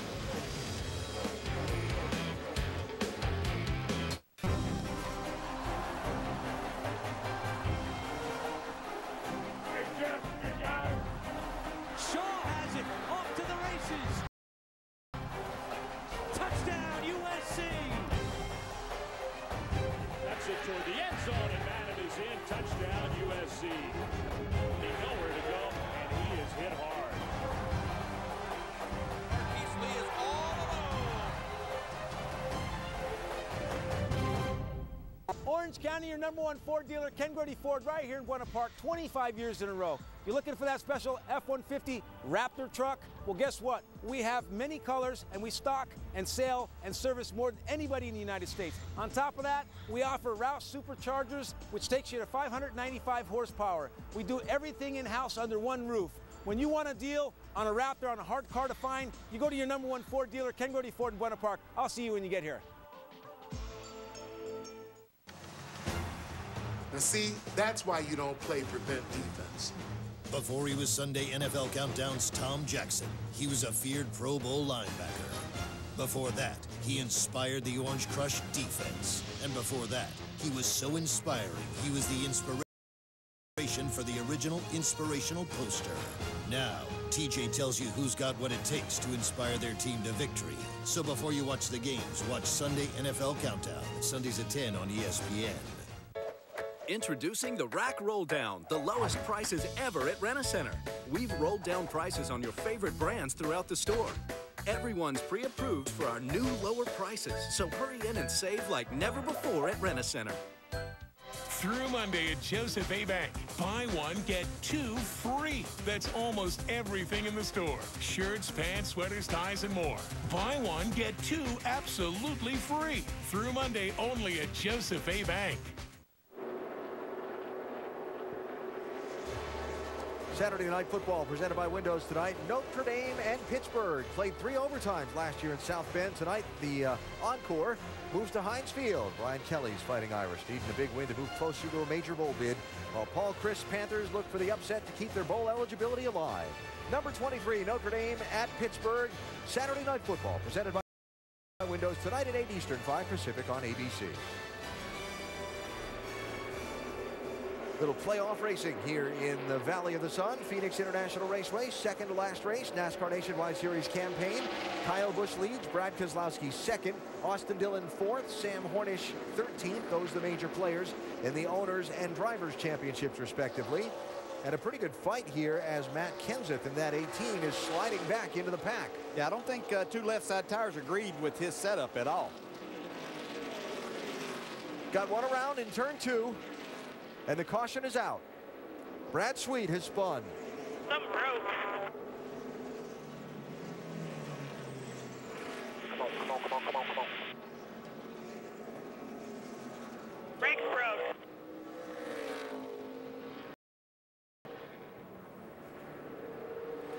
Brad was in 19th place. Had some brakes, but it broke like maybe at 1 caliber or something.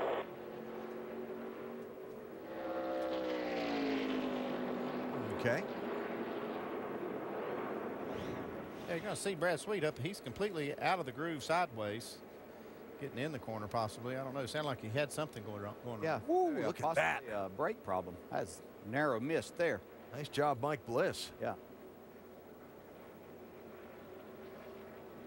What could have created that? You can see. Boy, That was a great move there to dodge that. A lot of times it got some shade down there now. It's kind of hard to see those cars when that happens. You go from the sun into that. But if he is having a brake issue, he carried too much speed in the corner, and that car just couldn't get it slowed down to make the corner. Tell you what, that was a driver's side shot there that Mike Bliss avoided. So nice job by him after the brakes broke on Brad Sweet's car. Sorry, I couldn't resist. Free pass to Ryan Reed and caution for just the 3rd time in this race. Leaders all just on pit road.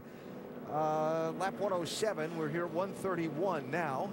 Yeah, this is inside the pit window, though. They can make it on fuel to the end. You're going to see a lot of guys come in and at least get fuel.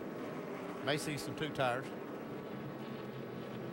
Pit road is open when the pace car brings them by the opening to the pit lane this time. So expect the people like Matt Kenseth that just changed lefts are going to get rights here. The guys that just got rights, we'll see. Yeah, they may just get fuel. It's caution a break, by the way, for the people that took the wave around to get back on the lead lap, like Drew Herring and Michael Annett and so on.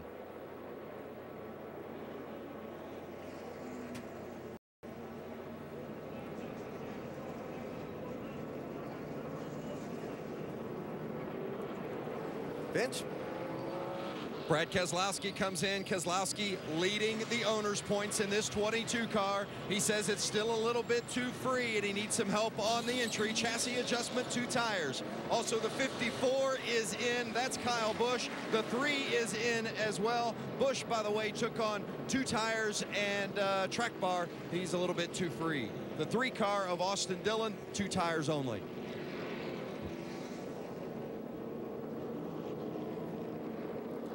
And 3 with just fuel only. And a couple who didn't pit at all, including one of our championship players, Sam Hornish, who stayed on the racetrack under this yellow. The State Farm Champions Classic, Tuesday at 7:30 on ESPN.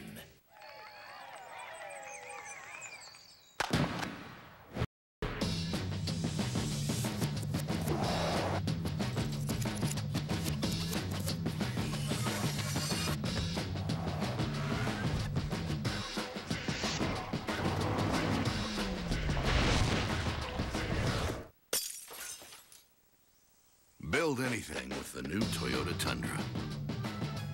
Toyota, let's go places. This is the Quicksilver Cashback card from Capital One.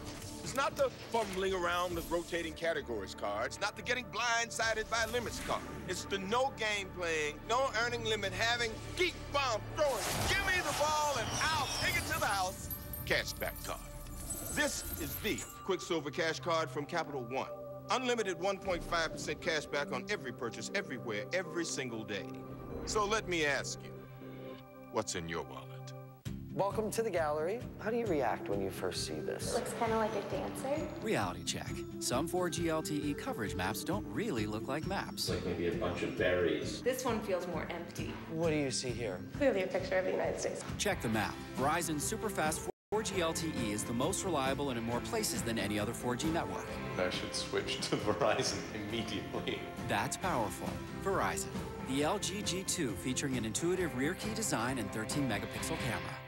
I'm locked in on playing basketball and doing what I got to do to keep this team going. Alley-oop to Griffin. Our mindset all year has to be that we're hungry. Knicks Hawks at 8 Eastern. Thunder Clippers at 10:30. Wednesday on ESPN. Only half of people with COPD know they have it. We're trying to change that. Join us at NASCAR.com/drive for COPD. Austin Dillon is used to being on the big stage. Yes, he's just 23 years old, but he's already been in the Little League World Series. A big stage at that point in life, and he's already won a NASCAR National Championship, the 2011 NASCAR Camping World Truck Series champ. Now, fighting with the former Indy 500 winner, Sam Hornish Jr., the Ohio native, 34 years old, the 3-time Izod IndyCar Series champ. And now, after that huge win in the Indianapolis 500, looking to add a NASCAR Nationwide Series champ to his resume. Right now, strategy being played under this caution by Hornish's team has him leading the championship. As Sam is running second on the racetrack, he did not pit from 13th place under this caution flag.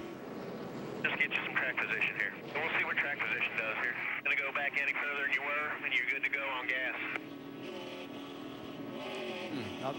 I'm not sure there's enough clean air in the state of Arizona to help his car right now. We'll see. It's been a tough go so far. They've made it work all year though, so I guess, you know, if your car's not that good, you got to take a chance at some point in time. You trying to say there's a smog problem? No, the air's pretty good. I'm just concerned about his car. I'd like to have worked on it.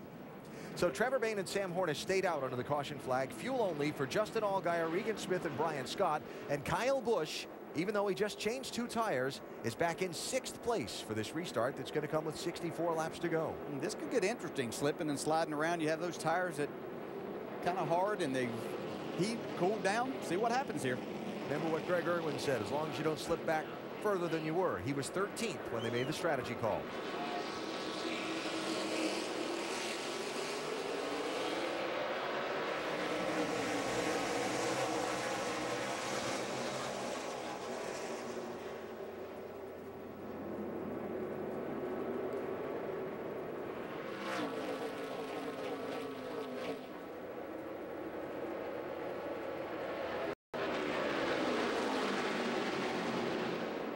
They're not going to make it through turn 3. Trouble. Yep, Kevin Swindell into the wall, cautions out.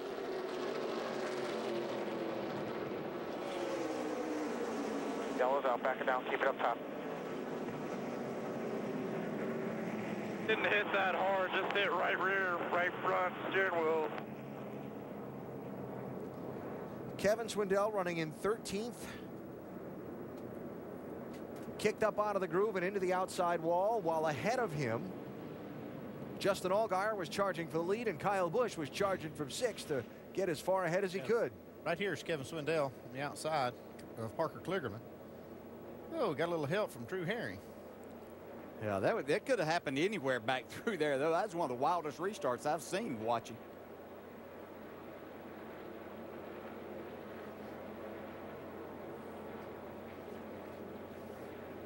You can see him right here. Another view of this.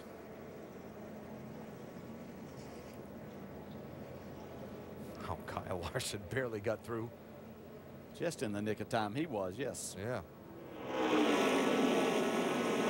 But there were at least 10 cars down on the apron going through the dog leg back there. I was wondering, I didn't think it was going to turn out very well, and certainly didn't.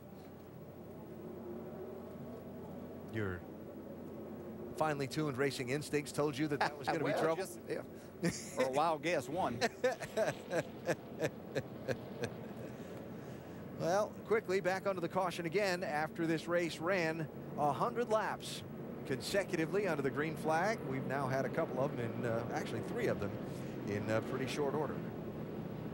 So Allgaier threw Trevor Bayne to the lead. Sam Hornish back in 3rd. Kyle Busch from 6th to 4th.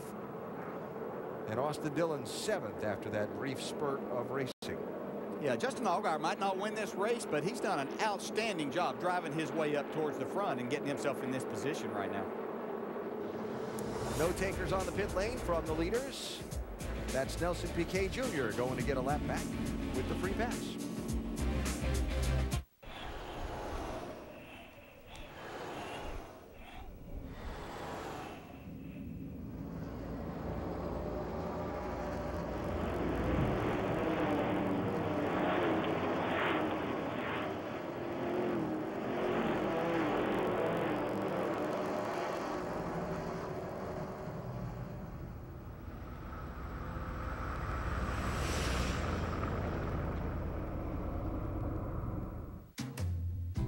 Life's an adventure when you're with her, and it always has been. But your erectile dysfunction? It could be a question of blood flow. Cialis Tadalafil for daily use helps you be ready anytime the moment's right. You can be more confident in your ability to be ready. And the same Cialis is the only daily ED tablet approved to treat ED and symptoms of BPH, like needing to go frequently or urgently. Tell your doctor about all your medical conditions and medications and ask if your heart is healthy enough for sexual activity. Do not take Cialis if you take nitrates for chest pain, as this may cause an unsafe drop in blood pressure. Do not drink alcohol in excess with Cialis. Side effects may include headache, upset stomach, delayed backache, or muscle ache. To avoid long-term injury, seek immediate medical help for an erection lasting more than 4 hours. If you have any sudden decrease or loss in hearing or vision, or if you have any allergic reactions such as rash, hives, swelling of the lips, tongue, or throat, or difficulty breathing or swallowing, stop taking Cialis and get medical help right away. Ask your doctor about Cialis for daily use and a 30-tablet free trial.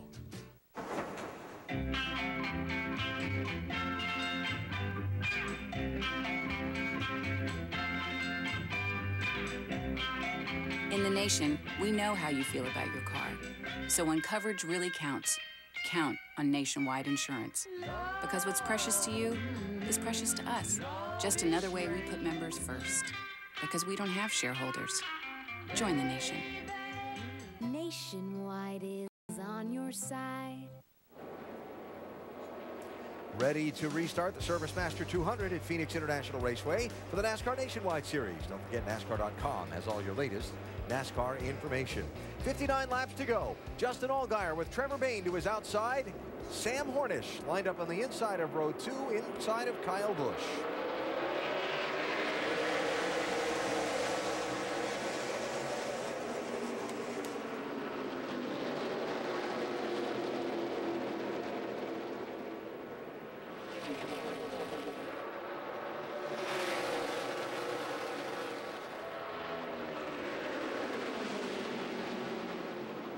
Oh, Brian Scott into Keselowski. Into the wall. Caution to them. Heavy left rear damage. The leader of the Nationwide Series Owners Championship. I don't know what just happened, but I'm coming to you as soon as I open. Has just been crashed. And that changes that picture around just like that. Yeah, it looks like maybe Brian Scott got loose underneath the 22. Just not a lot of grip on these restarts.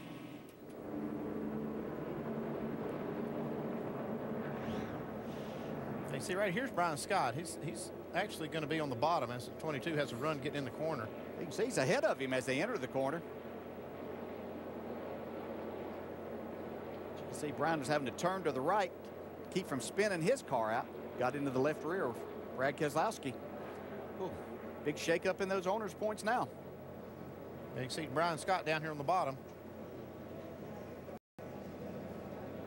Yeah, he gets real sideways and just trying to correct it. Yeah, he actually got down with the apron a little bit. And you can use that apron to help your car to turn, but sometimes it'll grab that and make you loose, especially when you don't have a lot of grip. Solid lined up left. Solid left. Got to spin. Caution to them.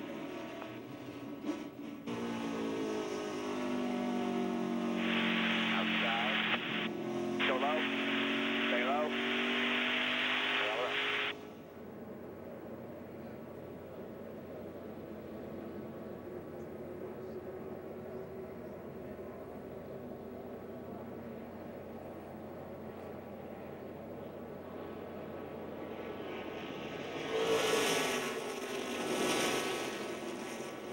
I'm afraid he has quite a bit of damage there, chassis damage on that left rear. You see him trying to fix the body and all that, but they're going to have to work on that chassis a little bit. So a mistake racing for 5th place impacts literally the Nationwide Series Owners Championship. Brian Scott into Brad Keselowski. No, I mean, I was just sideways. I must have had dirt on my tires. Just go apologize. That was the thing that swapped in something. As soon as I went in the corner, I couldn't do anything. And that pendulum swings again in that championship. The pendulum that swung in the favor of the 54 with the Keselowski crash at Kansas, that swung back in the favor of the 22 with Kyle Busch having the tire go down and crash at Texas last week.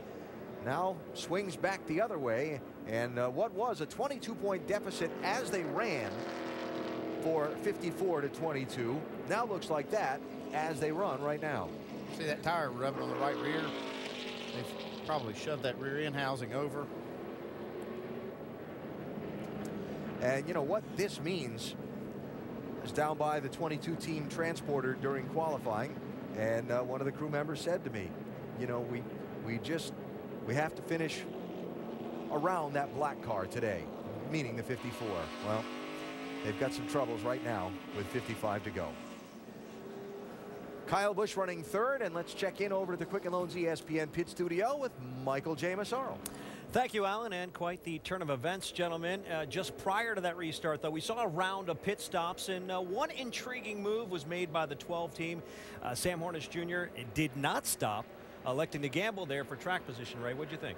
Well, Michael J., I thought it was a good move. You know, we said Sam Hornish was struggling. His car wasn't handling. When the car's in traffic, it's hard to get that sorted out, making an adjustment. Crew Chief Greg Irwin said, let's stay out. You're good on gas, which is a question that we had. You're good on gas. Let's see what track position does for us. Good call. Yeah, gaining those spots on pit road, I think, is vital for Sam Hornish and this team to have an opportunity to possibly win, simply because now he can pit on sequence with the leaders if he has to under these cautions, because I think we're going to see more caution. Gives him an opportunity to catch up track position wise. Tell you what, Brad, I've been paying a lot of attention to that apron down the back straightaway. Yeah. I was real concerned about that before the race started. We saw Drew Herring get on an apron, get in turn 3 really deep, get in the back of Kevin Swindell and take him out. Now we just saw Brian Scott touch the apron going into turn 3, lose it, and gets up and takes out Brad Keselowski, which was a big deal. So I would tell you, all the Cup drivers watching right now, they really need to be careful with that apron because that sets up a big disaster, it seems like, in turn 3. And you know what's fun about this, Mike? When all this leapfrog pitch strategy was going on, Rusty and I were arguing back and forth, and we came up with about 1,000 different things that could happen. So we really don't know what's going to happen. This is going to continue. Track position is going to be important,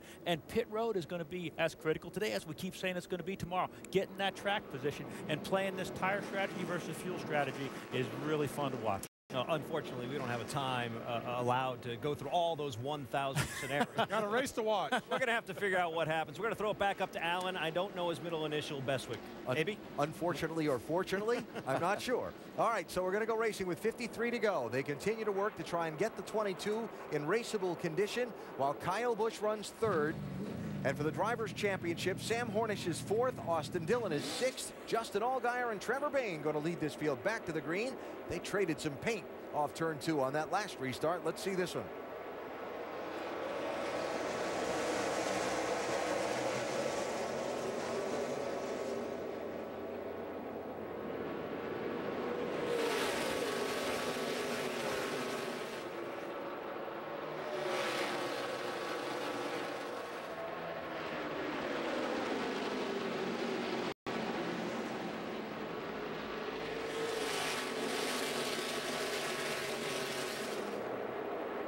Trouble. Car on the wall. Caution out. Kevin Swindell again.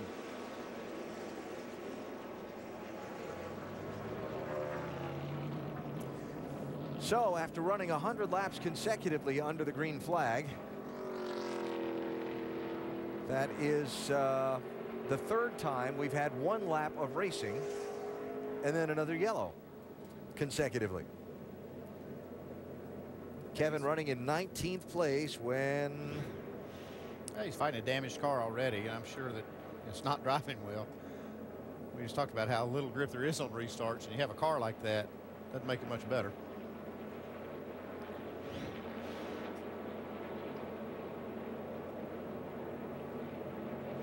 It was a little bit odd from that camera angle, the way he went in there, like he might have had some help. Could have. He sure wasn't having any help from the body of his race car even before that, as far as downforce and stuff goes. So, but he's pretty much taking it to the end now. Yep. Back to the garage. So tough luck there for Swindell, and cautions quickly piling up here now under the 6th caution of this race.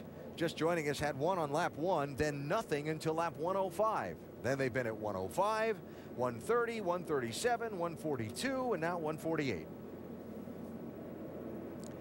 Here's a major story on the day.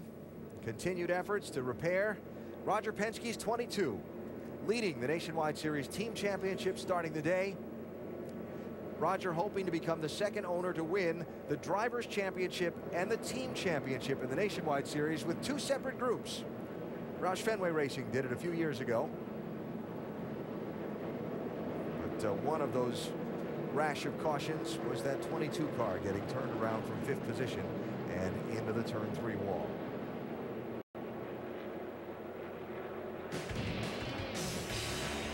What will the next restart bring? More mayhem, more carnage, more chaos? We find out together in a minute. It's one of our favorite races. One of your favorite cities. It's 3 fast days. And some high-speed nights.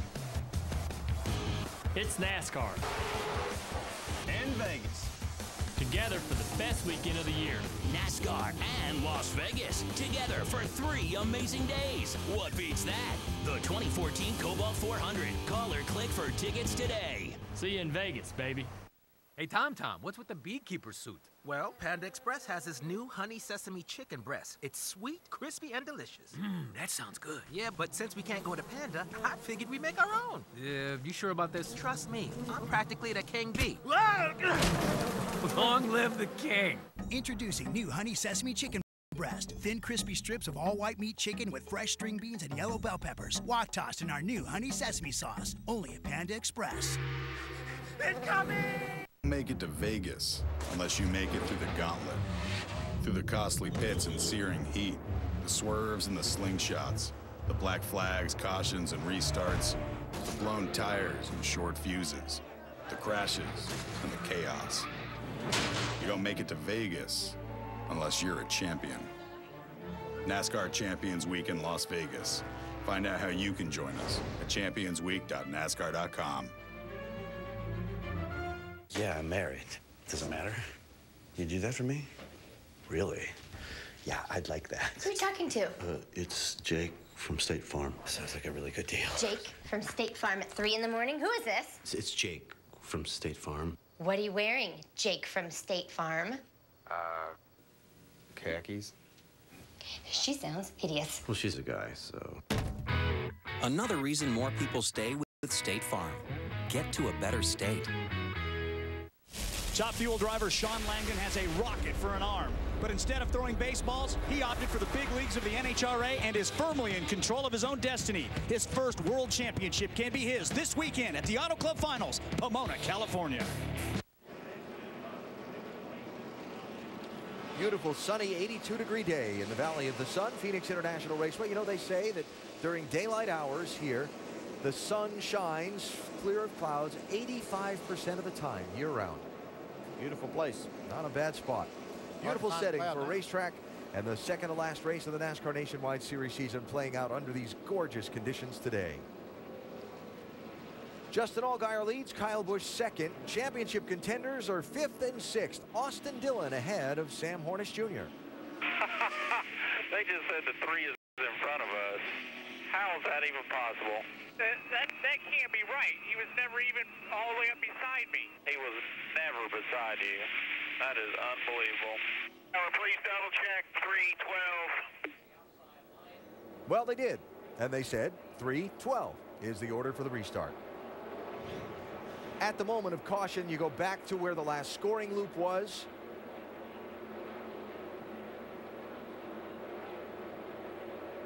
I think it's obvious he was up beside him at some point, though. So there they are running side by side for the restart. 47 laps to go. I think the big difference there is the 3 got the inside and the 12 had to restart on the outside. And for the lead, Kyle Busch, Justin Allgaier, and Trevor Bayne.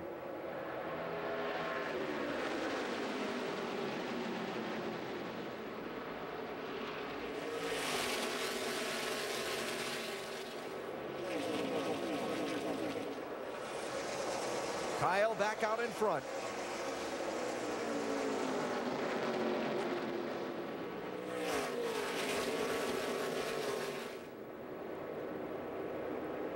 Dillon for 3rd place in the 3 on Trevor Bayne in the 6.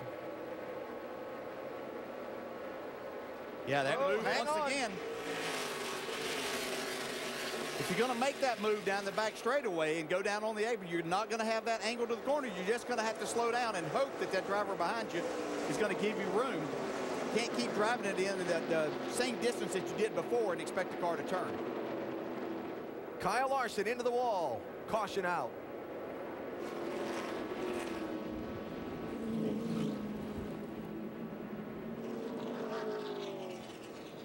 Has a right front tire down. Don't know if it went down and caused him to get in the wall. Sure looks like that might be the case. Running in 15th place.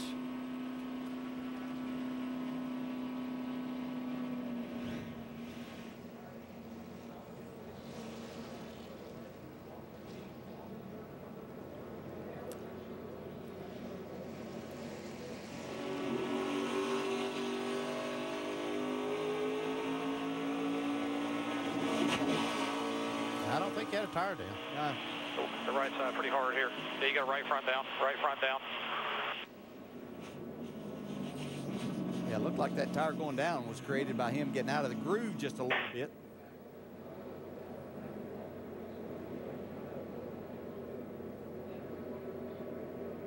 You're going to need that. Well, not that one. Or a replacement for it. Well, tough luck for. I don't know if it was down before I hit the wall or what, but I hit hard. I don't know if he's been down on that apron in the dog leg back there or not, but I always get concerned of getting down there, and because that is so flat, the trash and things doesn't have anywhere to go, and you can run over something very easily to puncture your tire and have a slow leak or create a bigger issue, and I always wonder about that happening. Remember when we were running that 100 consecutive laps of green saying didn't see this coming? Yeah. This is more like what we thought we were going to see today. Caution, caution, caution. Okay now, Jeremy, the overseas data bills are outrageous. Son, you have to stop sharing every little thing on your phone. Eggs are eggs, Jeremy. Who wants to see that? Forget. What's next, the butter and the bread? I'm getting hungry. Yeah, you want something to eat? Yeah, fix me. Oh, I'll take a picture of it first. Yeah, let me get the camera. T-Mobile's nationwide data covers over 100 countries at no extra charge. Go to catchjeremy.com to enter for a chance to win a trip around the world. A revolution is taking place. Careers are growing in wind power technology, solar energy technology, and renewable energy technology. Ecotech Institute in Denver, Colorado is the only college in the nation fully dedicated to preparing you for a career in these fields. Ecotech's hands-on training will let you work outdoors and make a difference in your life and your world. Call Ecotech Institute in Denver, Colorado today at 877-326-5576. Make the world your workplace. Through Monday at Joseph A. Bank, buy one, get two free. That's almost everything in the store. Shirts, pants, sweaters, ties, and more. Buy one, get two absolutely free. Through Monday only at Joseph A. Bank. I will find him! Unleash the power. Man of Steel. Own the Blu-ray or digital HD. That's beautiful. It's like poetry.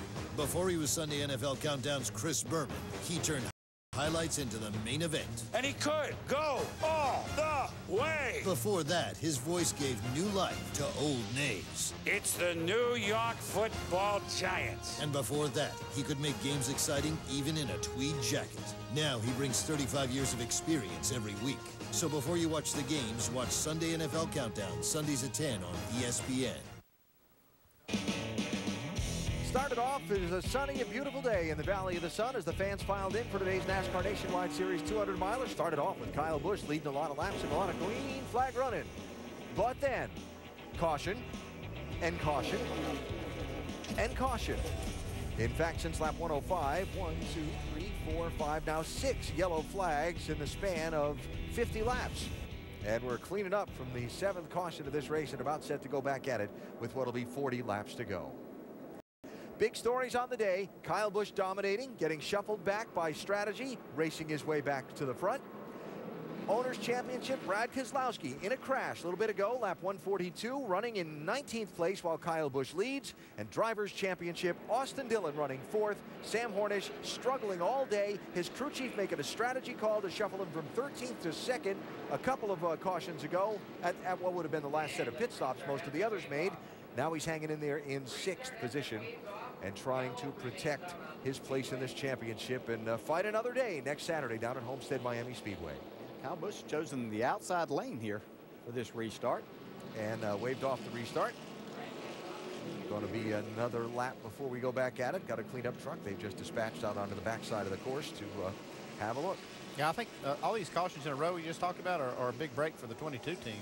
They've been able to get a lap back that they lost trying to fix it, and now more time to work on it, and more of these laps clicking off under caution are going to be that many fewer laps that they can lose with their car being as damaged as it is.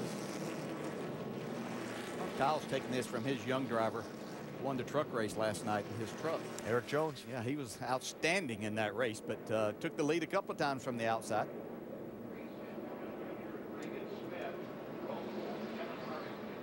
So a look at your restart order coming up here. 19 cars on the lead lap. And a lot still to be decided with as much bumping and shoving and wrecking as we've seen lately. That is not, I'm sure, a comfortable feeling for these drivers fighting for the championship. You know, and so far, Sam Horn is hanging in there. He's in 6th, so the little gamble's paying off to this point. Big gamble, I should say. Nothing little about that. Look at those numbers. 1 in 105, 6 in 54. And counting.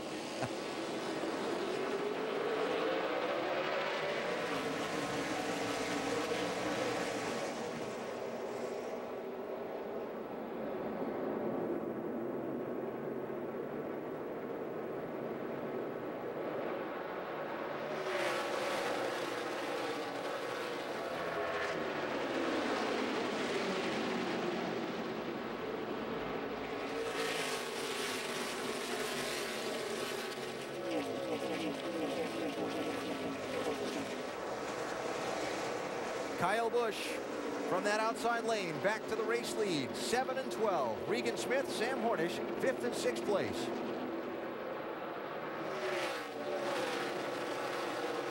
And for second, Austin Dillon under Justin Allgaier.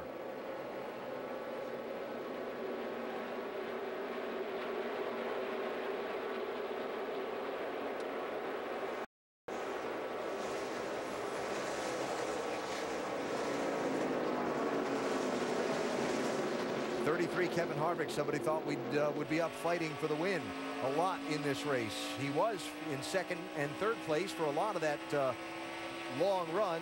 Shuffled back by strategy, now finds himself fighting for 7th place here with Brian Scott. We expected both of these cars, the 2 and the 33, to be up inside that top 5, possibly battling Kyle Busch and at the time Brad Keselowski for a victory here today. There's Matt. Oh, baby. 18, Brian Scott. That thing almost went around again. Fortunately for him, he didn't get the guy on the outside this time. It was Brian who had a slide just like that earlier that caught the left rear corner of Brad Keselowski's car and turned him into the outside wall.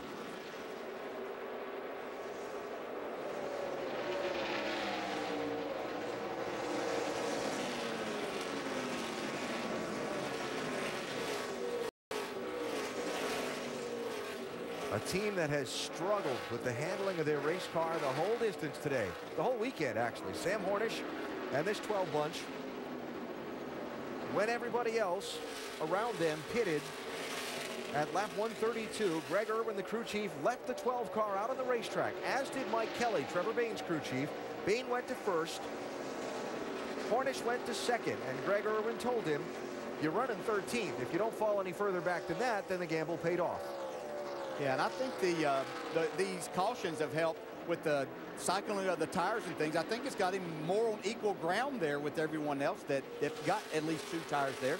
So great call. I'm going to have to back up because I was very critical of that. Didn't think that it was going to work, but he's hanging on here and making that look very good. One of the reasons I didn't think it would work is because he has to run 93 laps since the last time he pitted. I didn't think that they could go that far. We heard Greg Irwin say that they were good to go on fuel, and that was before we had all of this rash of caution flags. So right now they should be really good on fuel. How's the move down there, Vince?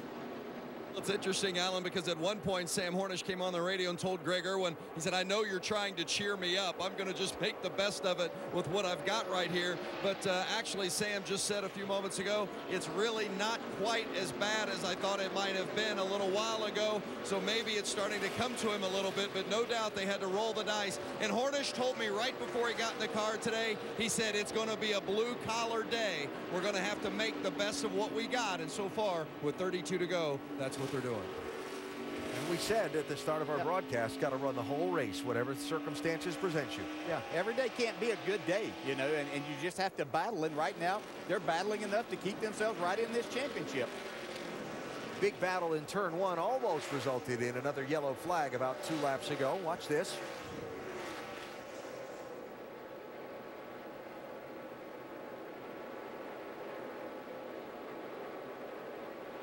It looked like Drew Herring was trying to actually cut a 2-car break right there. Net got into the back bumper. Nice save, though. Yep. Herring filling in for Brian Vickers in the Joe Gibbs 20 here and hoping to be the driver that gets the nod to do so next week at Homestead Miami Speedway. Kyle Busch has led 139 of 170 laps that have been run so far. Back out in front after getting shuffled a little bit by strategy earlier. This is the Quicksilver Cashback card from Capital One. It's not the limit the cash I earn every month card. It's not the I only earn decent rewards at the gas station card. It's the no games, no signing up, everyday rewarding, kung fu fighting, silver lightning in a bottle, bringing home the bacon cashback card. This is the Quicksilver card from Capital One. Unlimited 1.5% cash back on every purchase, everywhere, every single day. So ask yourself, what's in your wallet?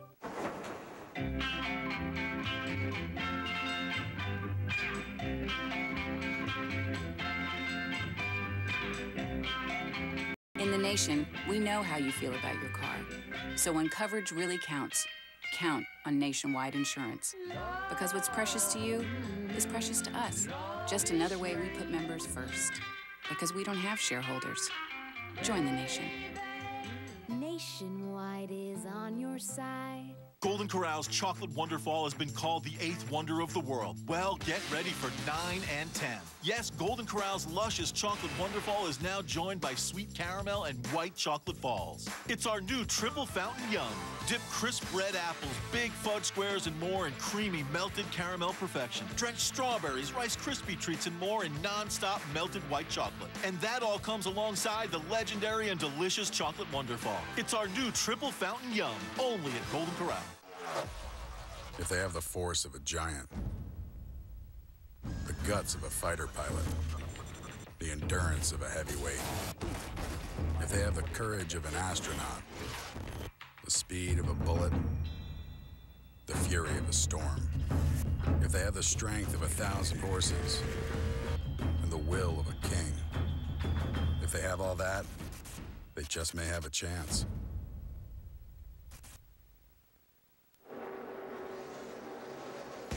.25 laps to go today in Phoenix, and then there'll be just one race left to decide who'll be the NASCAR Nationwide Series champ. The beautiful setting of the Homestead Miami Speedway in South Florida. I live in South Florida. I can tell you the weather's spectacular. Come on down. I've already got my ticket to that one, but if you want a ticket to the race, that's your last chance. There you go. Ford Championship weekend next Friday, Saturday, and Sunday. Austin Dillon positioning himself to be in better shape than he was starting this day to race for that championship next Sunday. He was 6 points ahead of Sam Hornish starting the day, 9 as they run on the track right now. And this young man has a lot of weight on his shoulders. First of all, striving for his grandfather, Richard Childress, the decorated team owner in all 3 of NASCAR's National Series. He's not just an employee, though. He's the grandson. And with that always comes, like the son of every corporate owner, the raised eyebrow. Does he deserve to be here? Has he earned his way?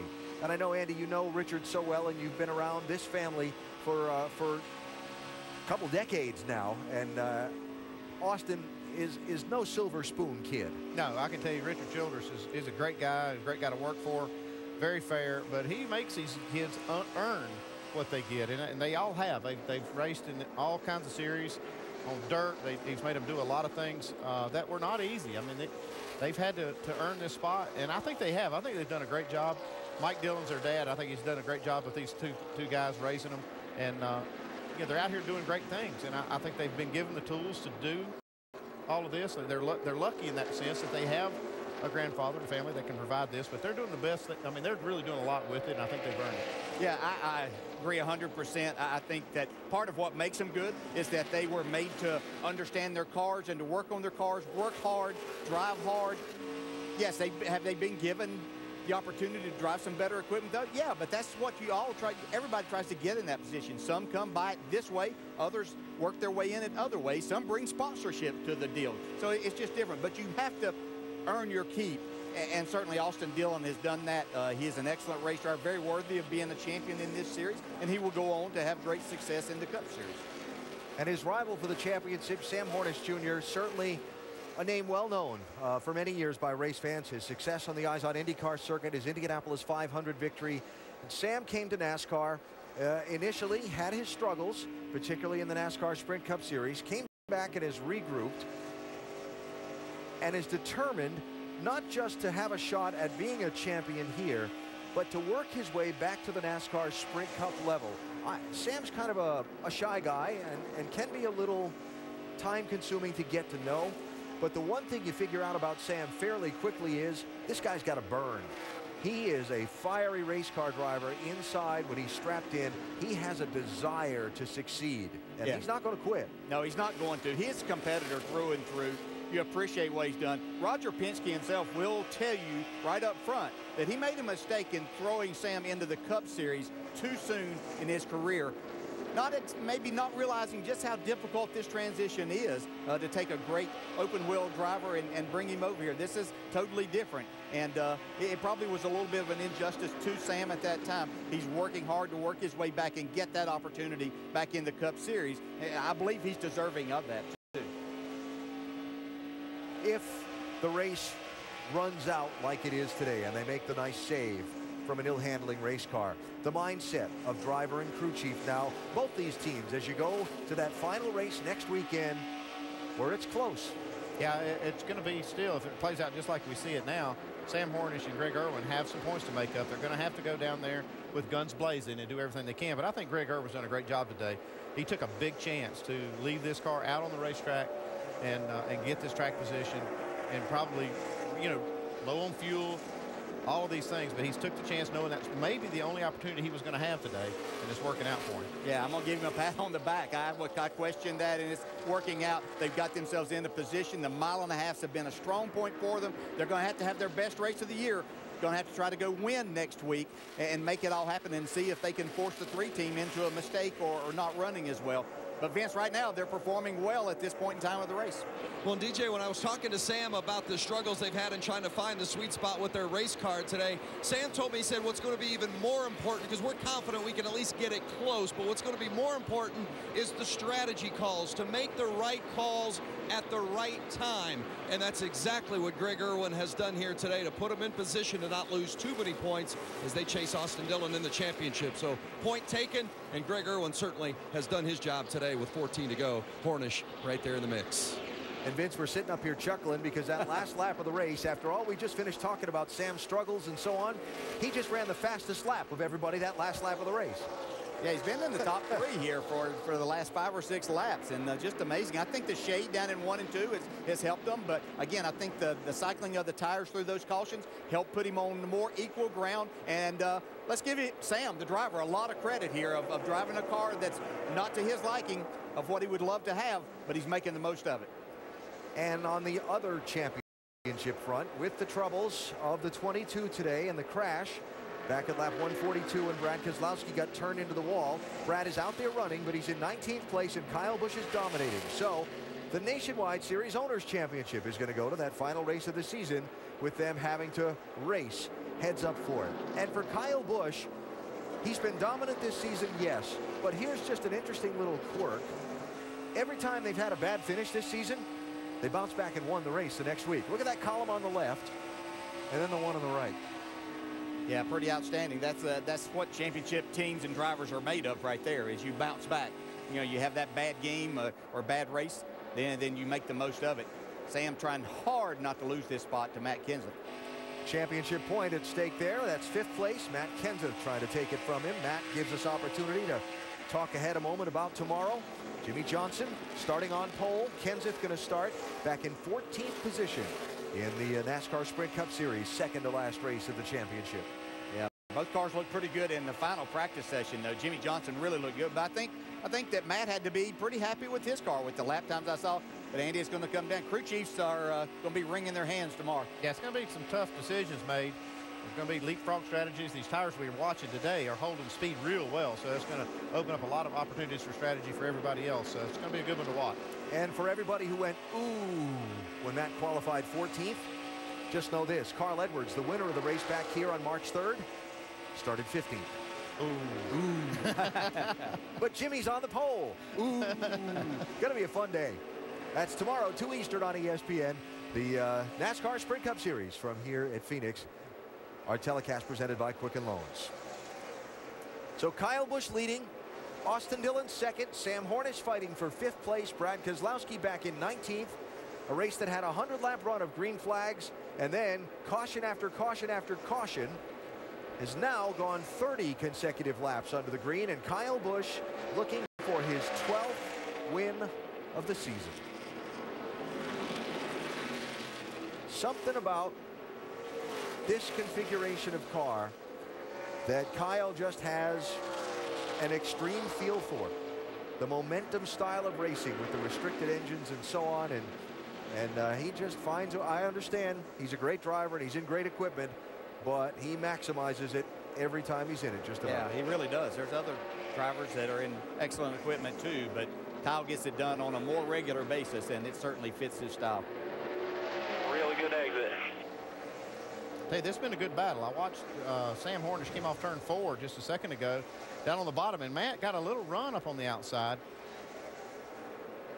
Not quite up there, but a little contact. Yeah, sent a little message there. Matt trying to make that pass on the high side. And I can tell you with a conversation earlier today with Matt, one of his concerns was this racetrack not widening out, that upper groove not taking any rubber.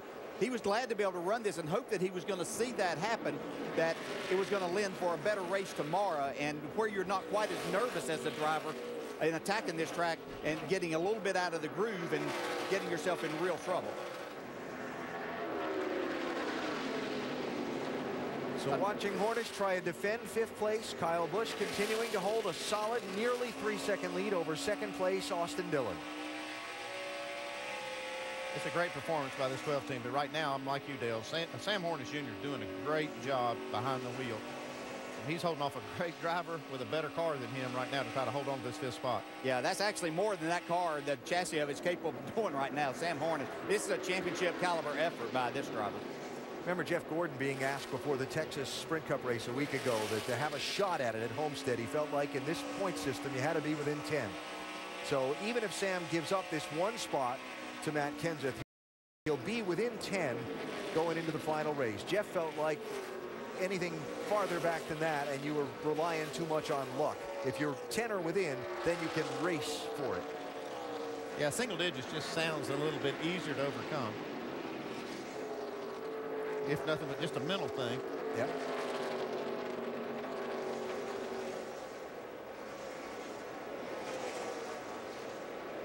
Side-by-side lap traffic ahead. And that clears a little bit. 24, Kelly Admiral, the young Canadian, making his Nationwide Series debut, giving room. As does Joey Gase from Iowa in the 52. Yeah, Sam did a nice job there getting himself back into position to make an arc in there from going down on the apron back there. And that's how you're supposed to do it. If you've got that position to do that, actually put a car length distance on Matt. Nothing happening up front. Kyle Busch has a half a straightaway on 2nd place Austin Dillon. Dillon does have some company for the runner-up spot. Justin Allgaier still there with him. If Allgaier can pass Dillon, that's a championship point that would swing back in Sam Hornish's favor. He's got a fender up beside him. White flag for the race leader and for 2nd place. Little contact. Allgaier saying you got more to lose than I do here.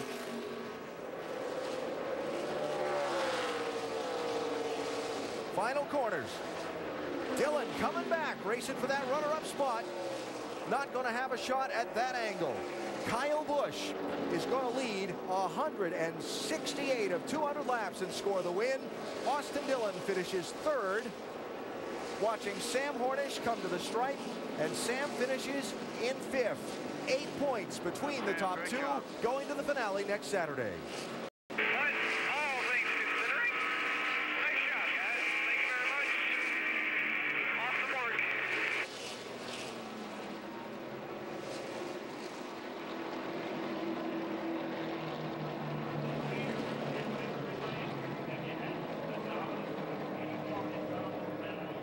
And for Coach Gibbs, he'll be 4 points behind Roger Penske.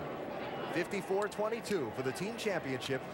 Entering that finale next weekend. Brad Keselowski finishing 19th today. Yeah, Kyle Busch is going to get the trophy, and deservingly so. He had the best race car and did the best job. But Sam Hornish is a winner in this race, too.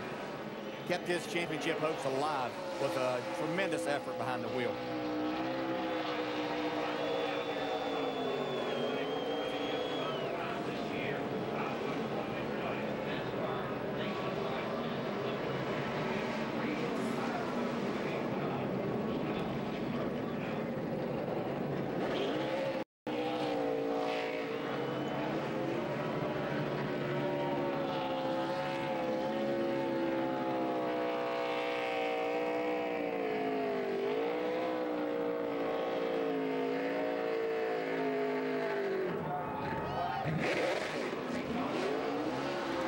Well, for Kyle Busch, 1 win shy of his own record for most wins in a single season. His 12th win this year, his 6th win at Phoenix in the Nationwide Series, most of all drivers.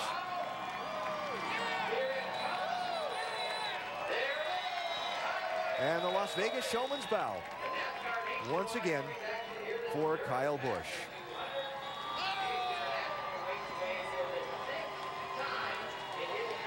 sure Austin Dillon's real happy with the way Allgaier raced him in that last lap. There was some contact.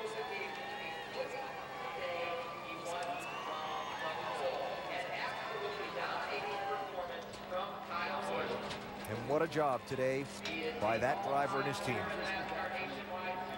It's about as hard a fought a 5th place finish you'll ever get. Guarantee you. Post-race coverage coming up from Phoenix International Raceway. Kyle Busch wins, and the championship still close, going down to the finale next Saturday in Homestead. Remember when Christmas was magical? When the mailman delivered to the North Pole? And we all had a front row, shoulder-top seat at the parade. Let's get back there. Celebrate the arrival of Santa at Bass Pro Shops this Saturday and the unveiling of Santa's Wonderland with the arcades, slot car track, crafts, even a picture with Santa. And it's all free. That's right, free. Time passes. Hold on to Christmas. Welcome to the gallery. How do you react when you first see this? Looks kind of like a dancer. Reality check. Some 4G LTE coverage maps don't really look like maps. Like maybe a bunch of berries. This one feels more empty. What do you see here? Clearly a picture of the United States. Check the map. Verizon Superfast 4G LTE is the most reliable and in more places than any other 4G network. I should switch to Verizon immediately. That's powerful. Verizon. The LG G2 featuring an intuitive rear key design and 13-megapixel camera. Monday night, take a moment. Think about why we unfurl those 100-yard flags. Why those planes fly overhead. And think about the men and women holding those flags. And those in uniform, standing shoulder to shoulder all over the world. Monday Night Football on Veterans Day, 8:25 on ESPN. This copyrighted telecast may not be reproduced, retransmitted, or used in any form without the authorized written consent of NASCAR Broadcasting. NASCAR would like to thank all of our loyal fans for your continued support, and we hope you enjoyed today's broadcast.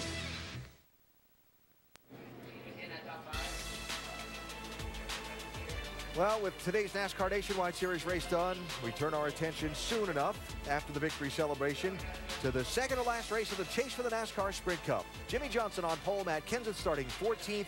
It is tomorrow at 2 Eastern on ESPN, our telecast presented by Quicken Loans. Then next weekend, the season finale. The champions will be crowned in the Ford EcoBoost 300, Homestead Miami Speedway, ESPN next Saturday at 4 Eastern Time.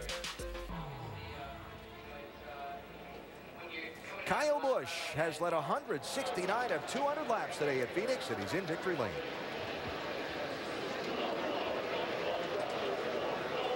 Kyle Busch getting ready to celebrate his 6th win here at Phoenix International Raceway.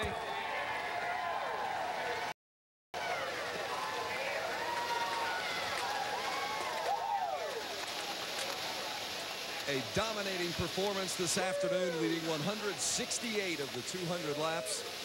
Well, Kyle, what is it about this place? How do you explain the mastery? You've won here 6 times, including both races this season. You and Adam Stevens and this Gibbs crew have got on this racetrack. Yeah, we certainly have. I mean, even a few years ago with me and Jason Ratcliffe, we had a good taste of this place. So just can't say enough about Adam Stevens, everybody at JGR, all the guys in the engine shop, chassis shop, body shop. They all do such a great job in these Nationwide cars for me. And can't say enough about Monster Energy. Appreciate their support this year. Toyota, Butler Built, and Nationwide Insurance. Fun to race in the series here, and of course the fans. You know, we appreciate their support. It's fun to have them out here. I feel like the West Coast is a little more Busch friendly, so nice to be out on this side of it, anyways. But all in all, great day today. I mean, just really fast race car there. That one restart, I kind of got bottled up and got loose, got back a little bit, but worked my way back forward and made a little bit of a race of it anyway. So.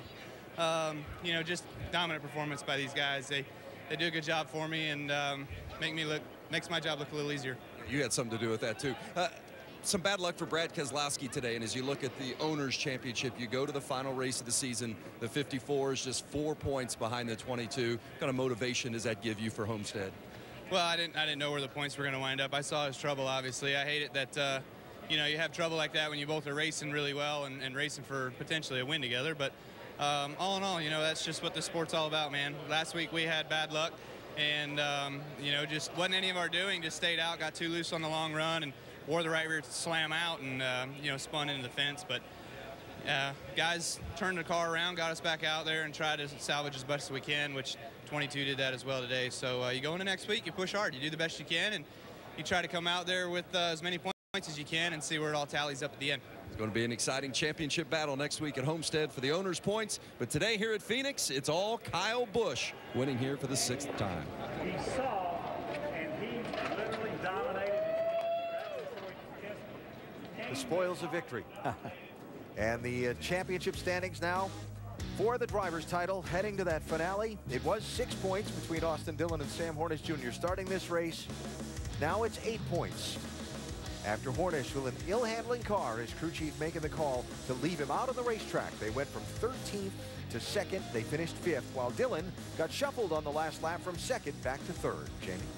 It was a hard-fought day all day long for Austin Dillon. The last lap, you and Justin Allgaier, he raced hard, and you had some words with them. What did you say, Austin, and what do you expect from these guys who aren't battling for the championship?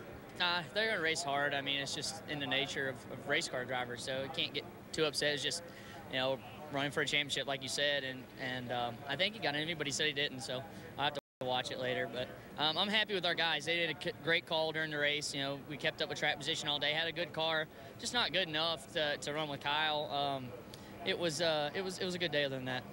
You gained 2 points. You have an 8-point advantage now over Sam Hornish going into the final race. You've got your playoff beard going on. What is your mindset going into this final race as you look for your first championship in Nationwide?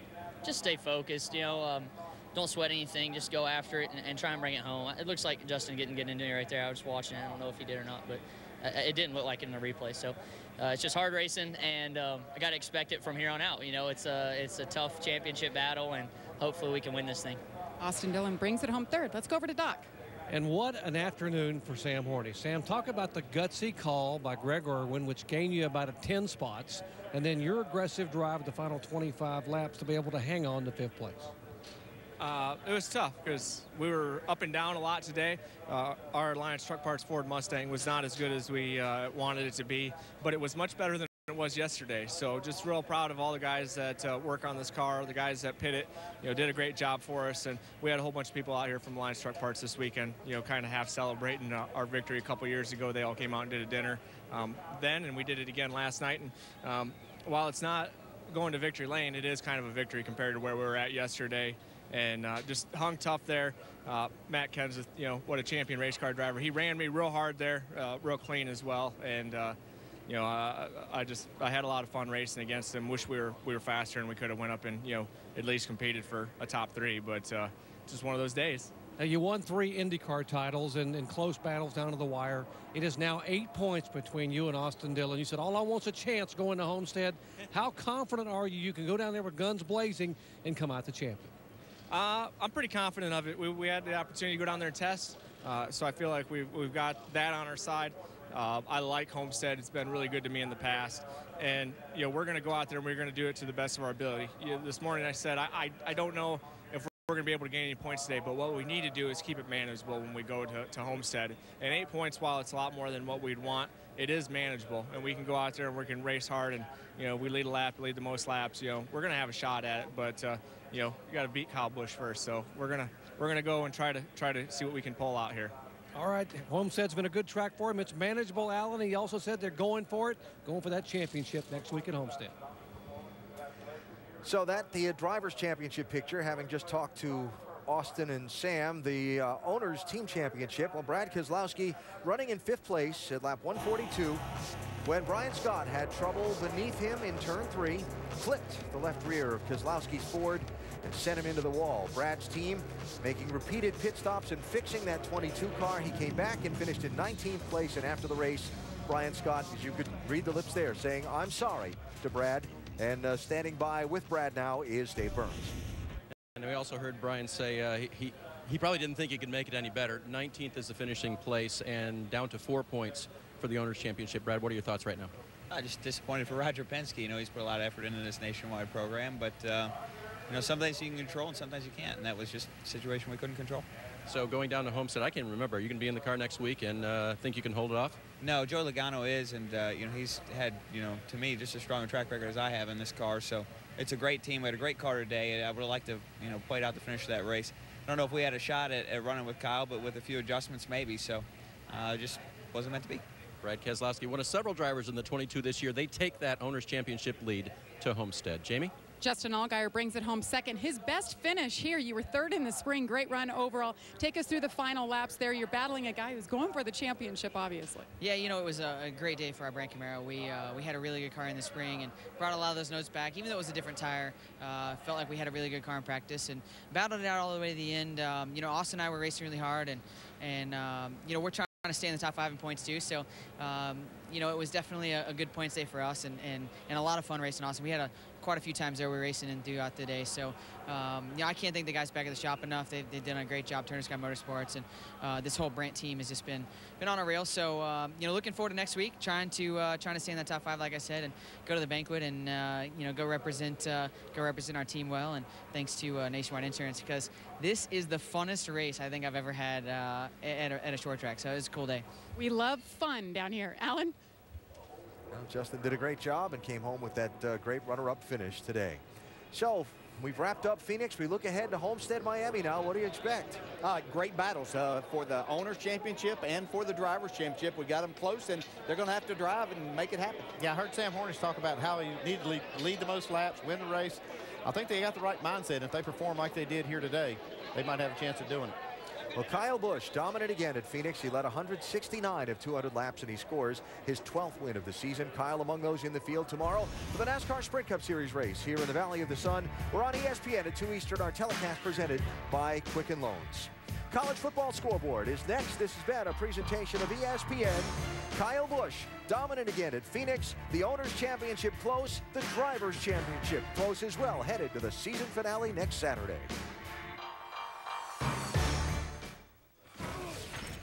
It's a game with huge implications in the American Athletic Conference race. 71 Houston at number 21 UCF. Both teams one close loss away from unbeaten seasons. Kickoff just about a half hour from now, right here on ESPN2.